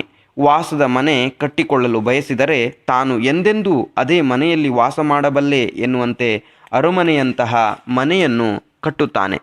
ಇಂದ್ರಿಯ ತೃಪ್ತಿಗಾಗಿ ಬಹು ಹಂಬಲಿಸುತ್ತಾನೆ. ಇಂದ್ರಿಯ ತೃಪ್ತಿಗೆ ಕೊನೆಯೆಂಬುದೇ ಇಲ್ಲ. ಅವನು ಯಾವಾಗಲೂ ತನ್ನ ಸಂಸಾರದೊಂದಿಗೆ ಮತ್ತು ತನ್ನ ಮನೆಯಲ್ಲೇ ಇರಲು ಬಯಸುತ್ತಾನೆ ಮತ್ತು ಇಂದ್ರಿಯ ತೃಪ್ತಿಯ ಪ್ರಕ್ರಿಯೆಯನ್ನು ಮುಂದುವರಿಸಲು ಬಯಸುತ್ತಾನೆ. ಇದು ನಿಲ್ಲುವುದೇ ಇಲ್ಲ. ಇವೆಲ್ಲ ರಜೋಗುಣಕ್ಕೆ ಸಹಜವಾದ ಲಕ್ಷಣಗಳು ಎಂದು ಅರ್ಥ ಮಾಡಿಕೊಳ್ಳಬೇಕು. ಶ್ಲೋಕ 13. ಅಪ್ರಕಾಶೋ ಪ್ರವೃತ್ತಿಶ್ಚ ಪ್ರಮಾದೋ ಮೋಹ ಏವ ಚ ತಮಸ್ಸೇತಾನಿ ಜಾಯಂತೆ ವೃದ್ಧೇ ಕುರು ನಂದನ. ಪದಗಳ ಅರ್ಥ: ಅಪ್ರಕಾಶ ಅಂಧಕಾರವು, ಅಪ್ರವೃತ್ತಿ ನಿಷ್ಕ್ರಿಯತೆಯು, ಚ ಮತ್ತು ಪ್ರಮಾದ ಮತಿಭ್ರಮಣೆಯು, ಮೋಹ ಭ್ರಾಂತಿಯು, ಏವ ಖಂಡಿತವಾಗಿಯೂ, ಚ ಕೂಡ, ತಮಸಿ ತಮೋಗುಣವು, ಏತಾನಿ ಇವು, ಜಾಯಂತೆ ವ್ಯಕ್ತವಾಗುತ್ತವೆ, ವಿವೃದ್ಧೆ ವೃದ್ಧಿಯಾದಾಗ, ಕುರು ನಂದನ ಕುರುಪುತ್ರನೇ. ಅನುವಾದ: ಕುರು ವಂಶಜನಾದ ಅರ್ಜುನನೇ, ತಮೋಗುಣವು ವೃದ್ಧಿಯಾದಾಗ ಕತ್ತಲು, ಜಡತ್ವ, ಹುಚ್ಚು ಮತ್ತು ಭ್ರಾಂತಿಗಳು ಕಾಣಿಸಿಕೊಳ್ಳುತ್ತವೆ.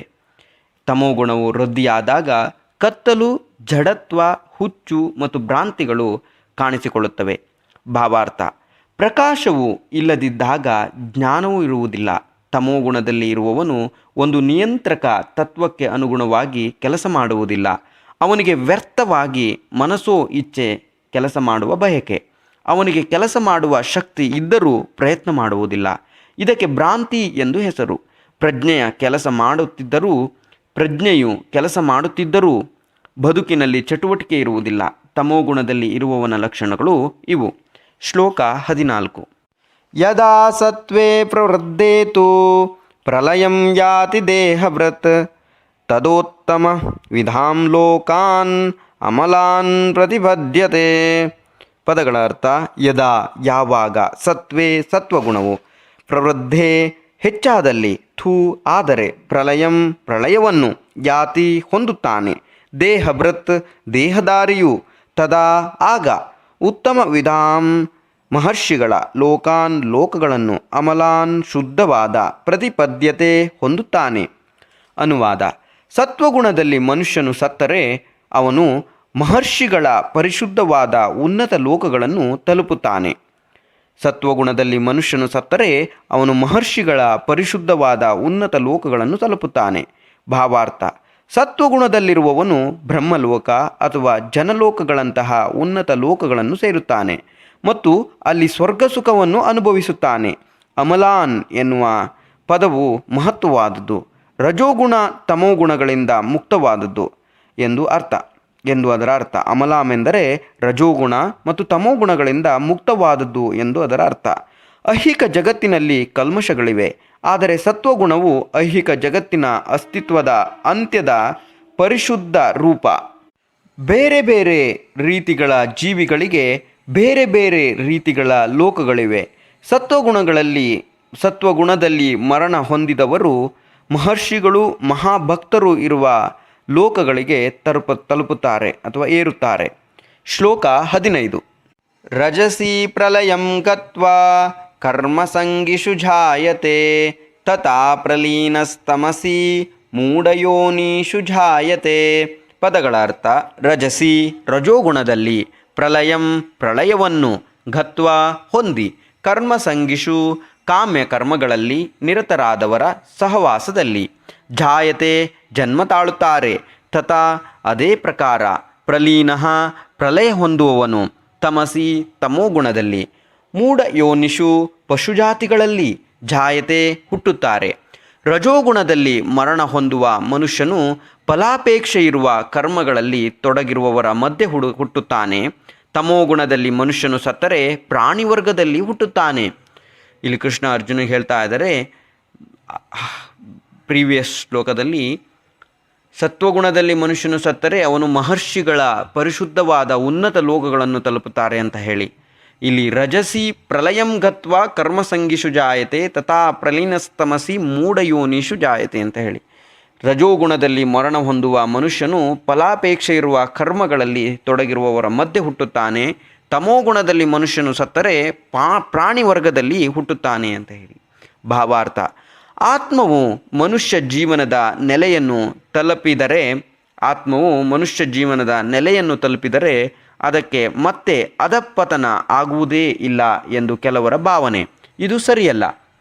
ಈ ಶ್ಲೋಕದಲ್ಲಿ ಹೇಳಿರುವ ಪ್ರಕಾರ ಮನುಷ್ಯನು ತಮೋಗುಣವನ್ನು ಬೆಳೆಸಿಕೊಂಡರೆ ಅವನು ಸತ್ತ ನಂತರ ಪ್ರಾಣಿ ರೂಪಕ್ಕೆ ಇಳಿಯುತ್ತಾನೆ. ಮತ್ತೆ ಮನುಷ್ಯ ಜೀವನಕ್ಕೆ ಬರಲು ಅವನು ವಿಕಾಸ ಪ್ರಕ್ರಿಯೆಯಿಂದ ತನ್ನನ್ನು ಮೇಲಕ್ಕೆ ಎತ್ತಿಕೊಳ್ಳಬೇಕಾಗುತ್ತದೆ. ಆದುದರಿಂದ ಮನುಷ್ಯ ಜೀವನದ ವಿಷಯದಲ್ಲಿ ಗಂಭೀರವಾದ ಆಸಕ್ತಿ ಇರುವವರು ಸತ್ವಗುಣವನ್ನು ಆರಿಸಿಕೊಳ್ಳಬೇಕು. ಒಳ್ಳೆಯ ಸಹವಾಸದಲ್ಲಿ ಗುಣಗಳನ್ನು ಮೀರಬೇಕು. ಕೃಷ್ಣ ಪ್ರಜ್ಞೆಯಲ್ಲಿ ನೆಲೆಸಬೇಕು. ಇದು ಮನುಷ್ಯನ ಜೀವನದ ಗುರಿ. ಇಲ್ಲವಾದರೆ ಮನುಷ್ಯನು ಮತ್ತೆ ಮನುಷ್ಯನ ಅಂತಸ್ತಿಗೆ ಬರುತ್ತಾನೆ ಎನ್ನುವುದು ಖಚಿತವಿಲ್ಲ. ಶ್ಲೋಕ 16 ಮುಂದುವರಿಯುವುದು.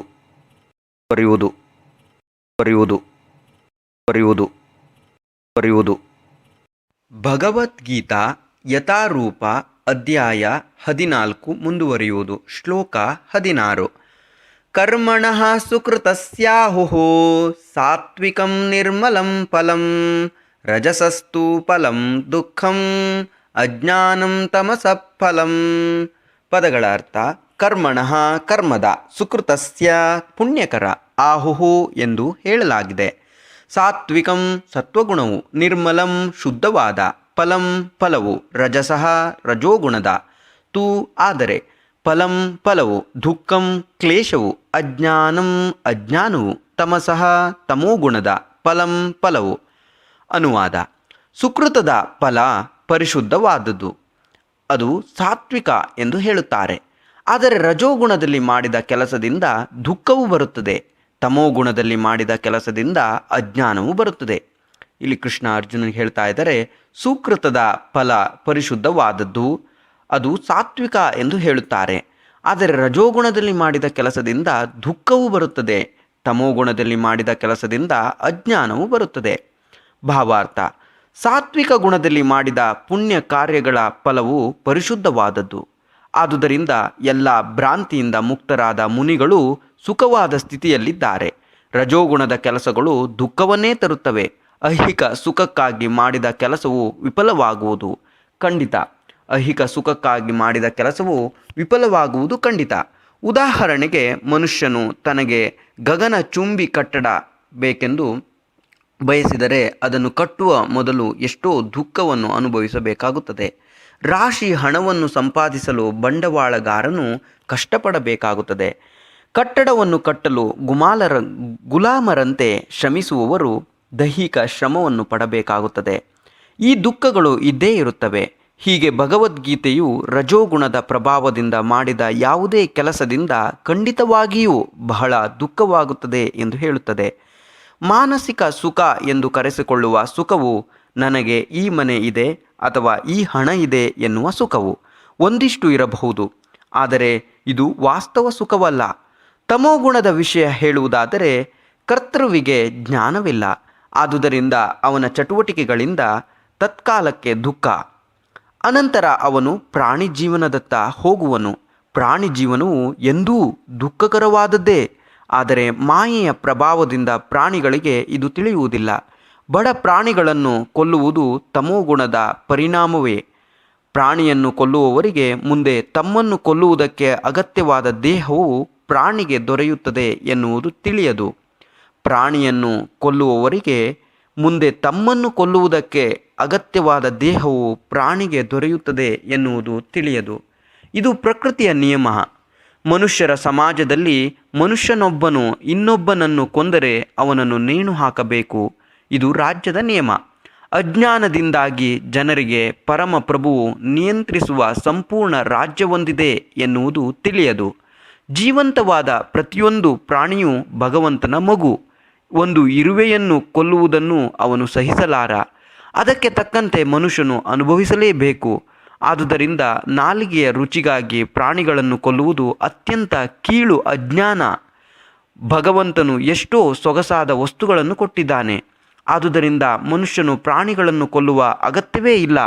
ಏನೇ ಆಗಲಿ, ಮನುಷ್ಯನು ಮಾಂಸವನ್ನು ತಿನ್ನುವ ಚಪಲವನ್ನು ತೀರಿಸಿಕೊಂಡರೆ ಅವನು ಅಜ್ಞಾನದಿಂದ ಹಾಗೆ ನಡೆಯುತ್ತಿದ್ದಾನೆ. ತನ್ನ ಭವಿಷ್ಯವನ್ನು ತುಂಬ ಕತ್ತಲನ್ನಾಗಿ ಮಾಡಿಕೊಳ್ಳುತ್ತಿದ್ದಾನೆ ಎಂದು ತಿಳಿಯಬೇಕು. ಎಲ್ಲ ವಧೆಗಳಲ್ಲಿ ಗೋವಧೆ ಅತ್ಯಂತ ಕೆಟ್ಟದ್ದು. ಏಕೆಂದರೆ ಹಸುವು ಹಾಲನ್ನು ಕೊಟ್ಟು ನಮಗೆ ಎಲ್ಲ ಬಗೆಯ ಸಂತೋಷವನ್ನು ಕೊಡುತ್ತದೆ. ವೇದ ಸಾಹಿತ್ಯದಲ್ಲಿ ಋಗ್ವೇದ 9.4.64 ಹೀಗೆ ಹೇಳುತ್ತದೆ: ಗೋಭಿಹಿ ಪ್ರಣೀತಃ ಮತ್ಸರಂ ಎನ್ನುವ ಮಾತುಗಳು. ಹಾಲಿನಿಂದ ಸಂತೃಪ್ತನಾಗಿ ಹಸುವನ್ನು ಕೊಲ್ಲಲು ಅಪೇಕ್ಷಿಸುವವನು ಅತ್ಯಂತ ತಮಸ್ಸಿನಲ್ಲಿದ್ದಾನೆ ಎನ್ನುವುದನ್ನು ಸೂಚಿಸುತ್ತವೆ. ವೇದ ಸಾಹಿತ್ಯದಲ್ಲಿ ಈ ಪ್ರಾರ್ಥನೆ ಇದೆ: ನಮೋ ಬ್ರಹ್ಮಣ್ಯ ದೇವಾಯ ಗೋಬ್ರಾಹ್ಮಣ ಹಿತಾಯ ಚ ಜಗದ್ಹಿತಾಯ ಕೃಷ್ಣಾಯ ಗೋವಿಂದಾಯ ನಮೋ ನಮಃ. ನನ್ನ ಪ್ರಭುವೇ, ನೀನು ಗೋವುಗಳಿಗೂ ಬ್ರಾಹ್ಮಣರಿಗೂ ಒಳ್ಳೆಯದನ್ನು ಬಯಸುವವನು ಮತ್ತು ಸಮಸ್ತ ಮಾನವ ಸಮಾಜಕ್ಕೂ ಪ್ರಪಂಚಕ್ಕೂ ಒಳ್ಳೆಯದನ್ನು ಬಯಸುವವನು. ವಿಷ್ಣು ಪುರಾಣ 1.19.65. ಇದರ ಭಾವಾರ್ಥವೆಂದರೆ, ಈ ಪ್ರಾರ್ಥನೆಯಲ್ಲಿ ಗೋವುಗಳ ಮತ್ತು ಬ್ರಾಹ್ಮಣರ ರಕ್ಷಣೆಯನ್ನು ವಿಶೇಷವಾಗಿ ಹೇಳಿದೆ. ಬ್ರಾಹ್ಮಣರು ಆಧ್ಯಾತ್ಮಿಕ ಶಿಕ್ಷಣದ ಪ್ರತೀಕ, ಗೋವುಗಳು ಅತ್ಯಂತ ಮೌಲಿಕವಾದ ಆಹಾರದ ಪ್ರತೀಕ. ಈ ಎರಡು ಜೀವಂತ ಪ್ರಾಣಿಗಳಿಗೆ, ಬ್ರಾಹ್ಮಣರಿಗೆ ಮತ್ತು ಗೋವುಗಳಿಗೆ ಎಲ್ಲ ರಕ್ಷಣೆಯನ್ನು ಕೊಡಬೇಕು. ಅದು ನಾಗರಿಕತೆಯ ನಿಜವಾದ ಪ್ರಗತಿ. ಆಧುನಿಕ ಮಾನವ ಸಮಾಜವು ಆಧ್ಯಾತ್ಮಿಕ ಜ್ಞಾನವನ್ನು ಅಲಕ್ಷ್ಯ ಮಾಡಿದೆ, ಗೋವಧೆಗೆ ಪ್ರೋತ್ಸಾಹ ಕೊಟ್ಟಿದೆ. ಆದುದರಿಂದ ಮಾನವ ಸಮಾಜವು ತಪ್ಪು ದಿಕ್ಕಿನಲ್ಲಿ ಮುಂದಕ್ಕೆ ಹೋಗುತ್ತಿದೆ ಮತ್ತು ಆತ್ಮನಾಶಕ್ಕೆ ದಾರಿ ಮಾಡಿಕೊಡುತ್ತಿದೆ ಮತ್ತು ಆತ್ಮನಾಶಕ್ಕೆ ದಾರಿ ಮಾಡಿಕೊಡುತ್ತಿದೆ ಎಂದು ಅರ್ಥ ಮಾಡಿಕೊಳ್ಳಬೇಕು. ಯಾವ ಸಮಾಜವು ತನ್ನ ಪೌರರನ್ನು ಅವರ ಮುಂದಿನ ಜನ್ಮಗಳಲ್ಲಿ ಪ್ರಾಣಿಗಳಾಗುವಂತೆ ಮಾರ್ಗದರ್ಶನ ಮಾಡುತ್ತದೆಯೋ ಅದು ನಿಶ್ಚಯವಾಗಿಯೂ ಮಾನವೀಯ ನಾಗರಿಕತೆಯಲ್ಲ. ಈಗಿನ ಮಾನವೀಯ ನಾಗರಿಕತೆಯಂತೂ ರಜೋಗುಣ ತಮೋಗುಣಗಳಿಂದ ತುಂಬ ಕೆಳನೆಲೆಗಿಳಿದು ದಾರಿ ತಪ್ಪಿದೆ. ಈಗಿನ ನಾಗರಿಕತೆಯಂತೂ ರಜೋಗುಣ ಮತ್ತು ತಮೋಗುಣಗಳಿಂದ ತುಂಬ ಕೆಳ ನೆಲೆಗಿಳಿದು ದಾರಿ ತಪ್ಪಿದೆ. ಇದೊಂದು ಬಹು ಅಪಾಯಕಾರಿಯಾದ ಯುಗ. ಮಾನವ ಕುಲವನ್ನು ದೊಡ್ಡ ವಿಪತ್ತಿನಿಂದ ಉಳಿಸಲು ಅತ್ಯಂತ ಸುಲಭವಾದ ಪ್ರಕ್ರಿಯೆಯಾದ ಕೃಷ್ಣ ಪ್ರಜ್ಞೆಯನ್ನು ಲಭ್ಯ ಮಾಡಿಕೊಡಲು ಎಲ್ಲ ರಾಷ್ಟ್ರಗಳು ಎಚ್ಚರಿಕೆ ವಹಿಸಬೇಕು. ಶ್ಲೋಕ 17. ಸತ್ವಾತ್ ಸಂಜಾಯತೆ ಜ್ಞಾನಂ ರಜಸೋ ಲೋಭ ಏವ ಚ ಪ್ರಮಾದಮೋಹೌ ತಮಸೋ ಭವತೋ ಜ್ಞಾನಮೇವ ಚ. ಪದಗಳ ಅರ್ಥ: ಸತ್ವಾತ್ ಸತ್ವಗುಣದಿಂದ, ಸಂಜಾಯತೆ ಬೆಳೆಯುತ್ತದೆ, ಜ್ಞಾನಂ ಜ್ಞಾನವು, ರಜಸಃ ರಜೋಗುಣದಿಂದ, ಲೋಭ ದುರಾಸೆಯು, ಏವ ಖಂಡಿತವಾಗಿಯೂ, ಚ ಕೂಡ, ಪ್ರಮಾದ ಮತಿಭ್ರಮಣೆ, ಮೋಹೋ ಮತ್ತು ಭ್ರಾಂತಿಯು, ತಮಸಃ ತಮೋಗುಣದಿಂದ, ಭವತಃ ಬೆಳೆಯುತ್ತವೆ, ಅಜ್ಞಾನಂ ಅಜ್ಞಾನವು, ಏವ ಖಂಡಿತವಾಗಿಯೂ, ಚ ಕೂಡ. ಅನುವಾದ: ಸತ್ವಗುಣದಿಂದ ನಿಜವಾದ ಜ್ಞಾನವು ಬೆಳೆಯುತ್ತದೆ, ರಜೋಗುಣದಿಂದ ಲೋಭವು ಬೆಳೆಯುತ್ತದೆ, ತಮೋಗುಣದಿಂದ ಅಜ್ಞಾನ, ಬಹುಮೂರ್ಖತನ, ಹುಚ್ಚು ಮತ್ತು ಭ್ರಾಂತಿಗಳು ಬೆಳೆಯುತ್ತವೆ. ಭಾವಾರ್ಥ: ಈಗಿನ ನಾಗರಿಕತೆಯು ಜೀವಿಗಳಿಗೆ ಬಹುಹಿತಕರವಾದದ್ದಲ್ಲ. ಆದುದರಿಂದ ಕೃಷ್ಣ ಪ್ರಜ್ಞೆಯನ್ನು ಸಲಹೆ ಮಾಡಿದೆ. ಕೃಷ್ಣ ಪ್ರಜ್ಞೆಯ ಮೂಲಕ ಸಮಾಜವು ಸತ್ವಗುಣವನ್ನು ಬೆಳೆಸಿಕೊಳ್ಳುವುದು. ಸತ್ವಗುಣವು ಬೆಳೆದಾಗ ಜನರು ಸಂಗತಿಗಳನ್ನು ಅವು ವಾಸ್ತವವಾಗಿ ಇರುವಂತೆ ಕಾಣುವರು. ತಮೋಗುಣದಲ್ಲಿ ಮನುಷ್ಯರು ಪ್ರಾಣಿಗಳಂತೆಯೇ ಇರುತ್ತಾರೆ, ಸಂಗತಿಗಳನ್ನು ಸ್ಪಷ್ಟವಾಗಿ ನೋಡಲಾರರು. ಉದಾಹರಣೆಗೆ, ಅವರು ಒಂದು ಪ್ರಾಣಿಯನ್ನು ಕೊಲ್ಲುವುದರಿಂದ ಮುಂದಿನ ಜನ್ಮದಲ್ಲಿ ಅದೇ ಪ್ರಾಣಿಯು ಅವರನ್ನು ಕೊಲ್ಲುವ ಸಂಭವವನ್ನು ಸೃಷ್ಟಿಸುತ್ತಿದ್ದಾರೆ. ಆದರೆ ಇದು ಅವರಿಗೆ ಕಾಣುವುದಿಲ್ಲ. ಜನರಿಗೆ ನಿಜವಾದ ಜ್ಞಾನದಲ್ಲಿ ಶಿಕ್ಷಣವಿಲ್ಲ. ಆದುದರಿಂದ ಅವರು ಹೊಣೆಗೇಡಿಗಳಾಗುತ್ತಾರೆ. ಈ ಹೊಣೆಗೇಡಿತನವನ್ನು ತಡೆಯಲು ಜನಸಾಮಾನ್ಯರಿಗೆ ಸತ್ವಗುಣವನ್ನು ಬೆಳೆಸಿಕೊಳ್ಳಲು ಶಿಕ್ಷಣ ಇರಬೇಕು. ಈ ಹೊಡೆಗೇಡಿತನವನ್ನು ತಡೆಯಲು ಜನಸಾಮಾನ್ಯರಿಗೆ ಸತ್ವಗುಣವನ್ನು ಬೆಳೆಸಿಕೊಳ್ಳಲು ಶಿಕ್ಷಣ ಇರಬೇಕು. ಸತ್ವಗುಣದಲ್ಲಿ ವಾಸ್ತವವಾಗಿ ಅವರಿಗೆ ಶಿಕ್ಷಣವು ದೊರೆತಾಗ ಅವರು ಎಲ್ಲ ವಾಸ್ತವ ಸ್ಥಿತಿಯನ್ನು ಸಂಪೂರ್ಣವಾಗಿ ತಿಳಿದುಕೊಂಡು ಸಮಾಧಾನ ಬುದ್ಧಿಯಲ್ಲಿರುತ್ತಾರೆ.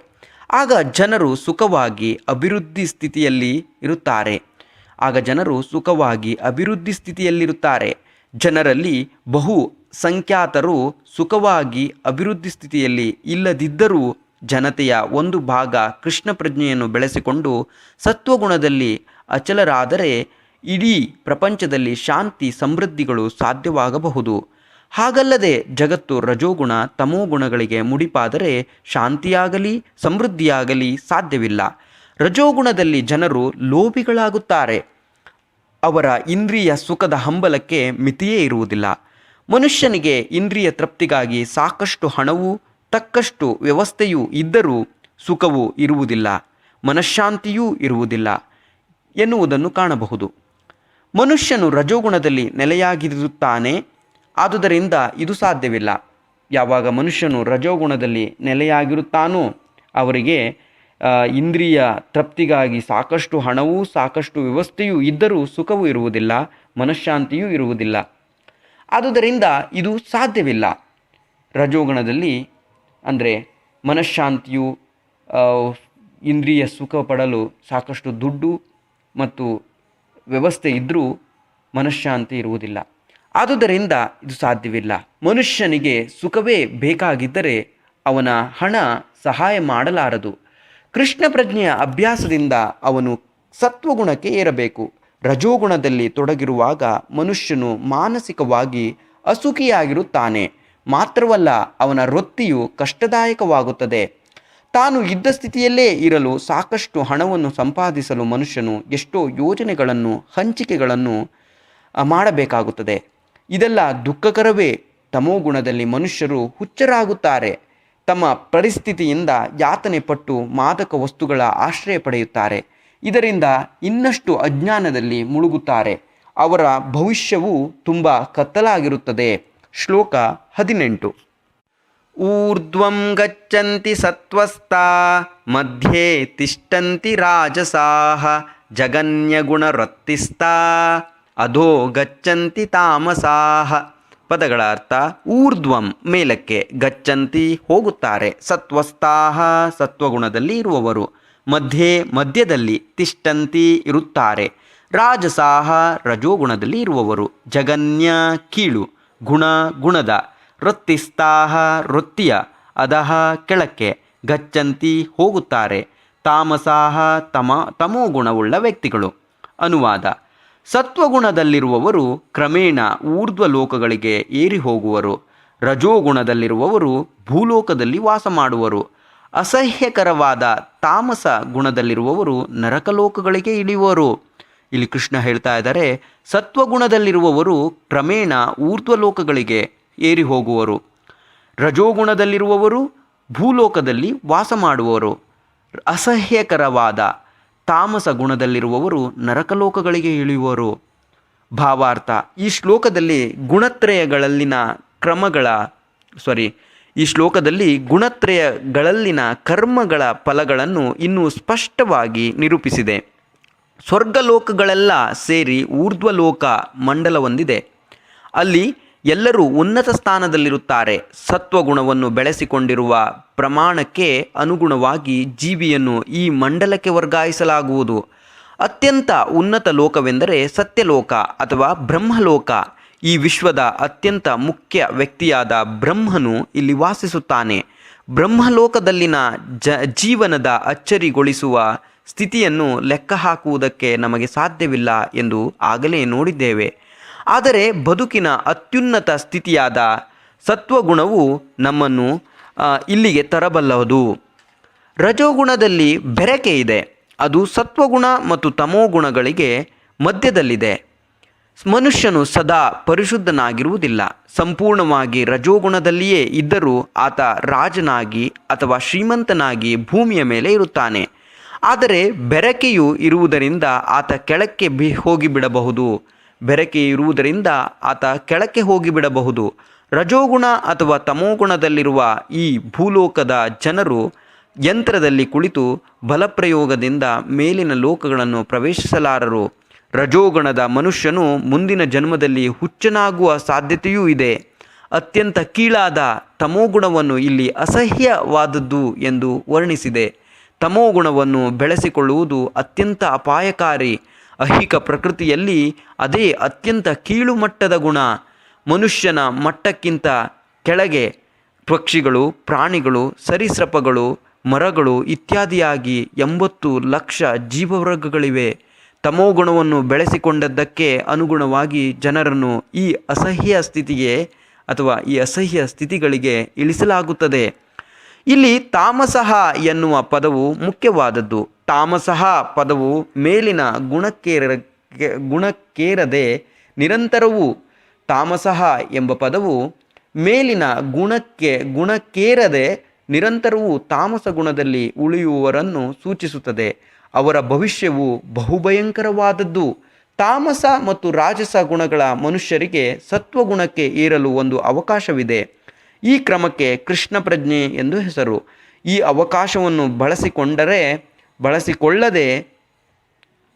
ಅವಕಾಶವನ್ನು ಬಳಸಿಕೊಳ್ಳದ ಮನುಷ್ಯನು ಖಂಡಿತವಾಗಿಯೂ ಕೆಳಮಟ್ಟದ ಗುಣಗಳಲ್ಲಿಯೇ ಉಳಿಯುತ್ತಾನೆ. ಶ್ಲೋಕ 19. ನಾಣ್ಯಂ ಗುಣೇಭ್ಯಃ ಕರ್ತಾರಂ ಯದಾ ದೃಷ್ಟಾನುಪಶ್ಯತಿ ಗುಣೇಭ್ಯಶ್ಚ ಪರಂ ವ್ಯಕ್ತಿ ಮದ್ಭಾವಂ ಸೋಧಿಗಚ್ಚತಿ. ಪದಗಳ ಅರ್ಥ: ನ ಅನ್ಯಂ ಬೇರೆಯಲ್ಲವೆಂದು, ಗುಣೇಭ್ಯಃ ಗುಣಗಳಿಗಿಂತ, ಕರ್ತಾರಂ ಕರ್ತಾರನನ್ನು, ಯದಾ ಯಾವಾಗ, ದೃಷ್ಟಾರನು, ಅನುಪಶ್ಯತಿ ಸರಿಯಾಗಿ ಕಾಣುತ್ತಾನೋ, ಗುಣೇಭ್ಯಃ ಪ್ರಕೃತಿ ಗುಣಗಳಿಗೆ, ಚ ಮತ್ತು, ಪರಂ ಅತೀತನಾದವನು, ವ್ಯಕ್ತಿ ಎಂದು ತಿಳಿಯುತ್ತಾನೋ, ಮತ್ಭಾವಂ ನನ್ನ ಆಧ್ಯಾತ್ಮಿಕ ಸ್ವಭಾವಕ್ಕೆ, ಸ ಅವನು, ಅಧಿಗಚ್ಚತಿ ಏರುವನು. ಅನುವಾದ: ಎಲ್ಲ ಚಟುವಟಿಕೆಗಳಲ್ಲಿ ಈ ಗುಣಗಳಲ್ಲದೆ ಬೇರೆ ಕರ್ತೃವಿಲ್ಲ ಎನ್ನುವುದನ್ನು ಮನುಷ್ಯರು ಸರಿಯಾಗಿ ಅರ್ಥ ಮಾಡಿಕೊಂಡು ಈ ಎಲ್ಲ ಗುಣಗಳಿಗೆ ಅತೀತನಾದ ಪರಮ ಪ್ರಭುವನ್ನು ಅರಿತಾಗ ಆಧ್ಯಾತ್ಮಿಕ ಭಾವವನ್ನು ಪಡೆಯುತ್ತಾನೆ. ಇಲ್ಲಿ ಕೃಷ್ಣ ಹೇಳ್ತಾ ಇದ್ದಾರೆ, ಎಲ್ಲ ಚಟುವಟಿಕೆಗಳಲ್ಲಿ ಈ ಗುಣಗಳಲ್ಲದೆ ಬೇರೆ ಕರ್ತೃವಿಲ್ಲ ಎನ್ನುವುದನ್ನು ಮನುಷ್ಯನು ಸರಿಯಾಗಿ ಅರ್ಥ ಮಾಡಿಕೊಂಡು ಈ ಎಲ್ಲ ಗುಣಗಳಿಗೆ ಅತೀತನಾದ ಪರಮ ಪ್ರಭುವನ್ನು ಅರಿತಾಗ ಆಧ್ಯಾತ್ಮಿಕ ಭಾವವನ್ನು ಪಡೆಯುತ್ತಾನೆ. ಭಾವಾರ್ಥ: ಯೋಗ್ಯ ಚೇತನದಿಂದ ಐಹಿಕ ಪ್ರಕೃತಿಯ ಗುಣಗಳ ವಿಶೇಷ ತಿಳಿದುಕೊಳ್ಳುವುದರಿಂದಲೇ ಮನುಷ್ಯನು ಅವುಗಳ ವ್ಯಾಪಾರಗಳನ್ನು ಮೀರಲು ಸಾಧ್ಯ. ನಿಜವಾದ ಗುರು ಕೃಷ್ಣ. ಅವನು ಅರ್ಜುನನಿಗೆ ಆಧ್ಯಾತ್ಮಿಕ ಜ್ಞಾನವನ್ನು ನೀಡುತ್ತಿದ್ದಾನೆ. ಹಾಗೆಯೇ ಗುಣಗಳಿಗೆ ಅನುಗುಣವಾಗಿ ಕರ್ಮಶಾಸ್ತ್ರವನ್ನು ಕಲಿಯಬೇಕಾದದ್ದು ಸಂಪೂರ್ಣವಾಗಿ ಕೃಷ್ಣ ಪ್ರಜ್ಞೆಯಲ್ಲಿ ಇರುವವರಿಂದ.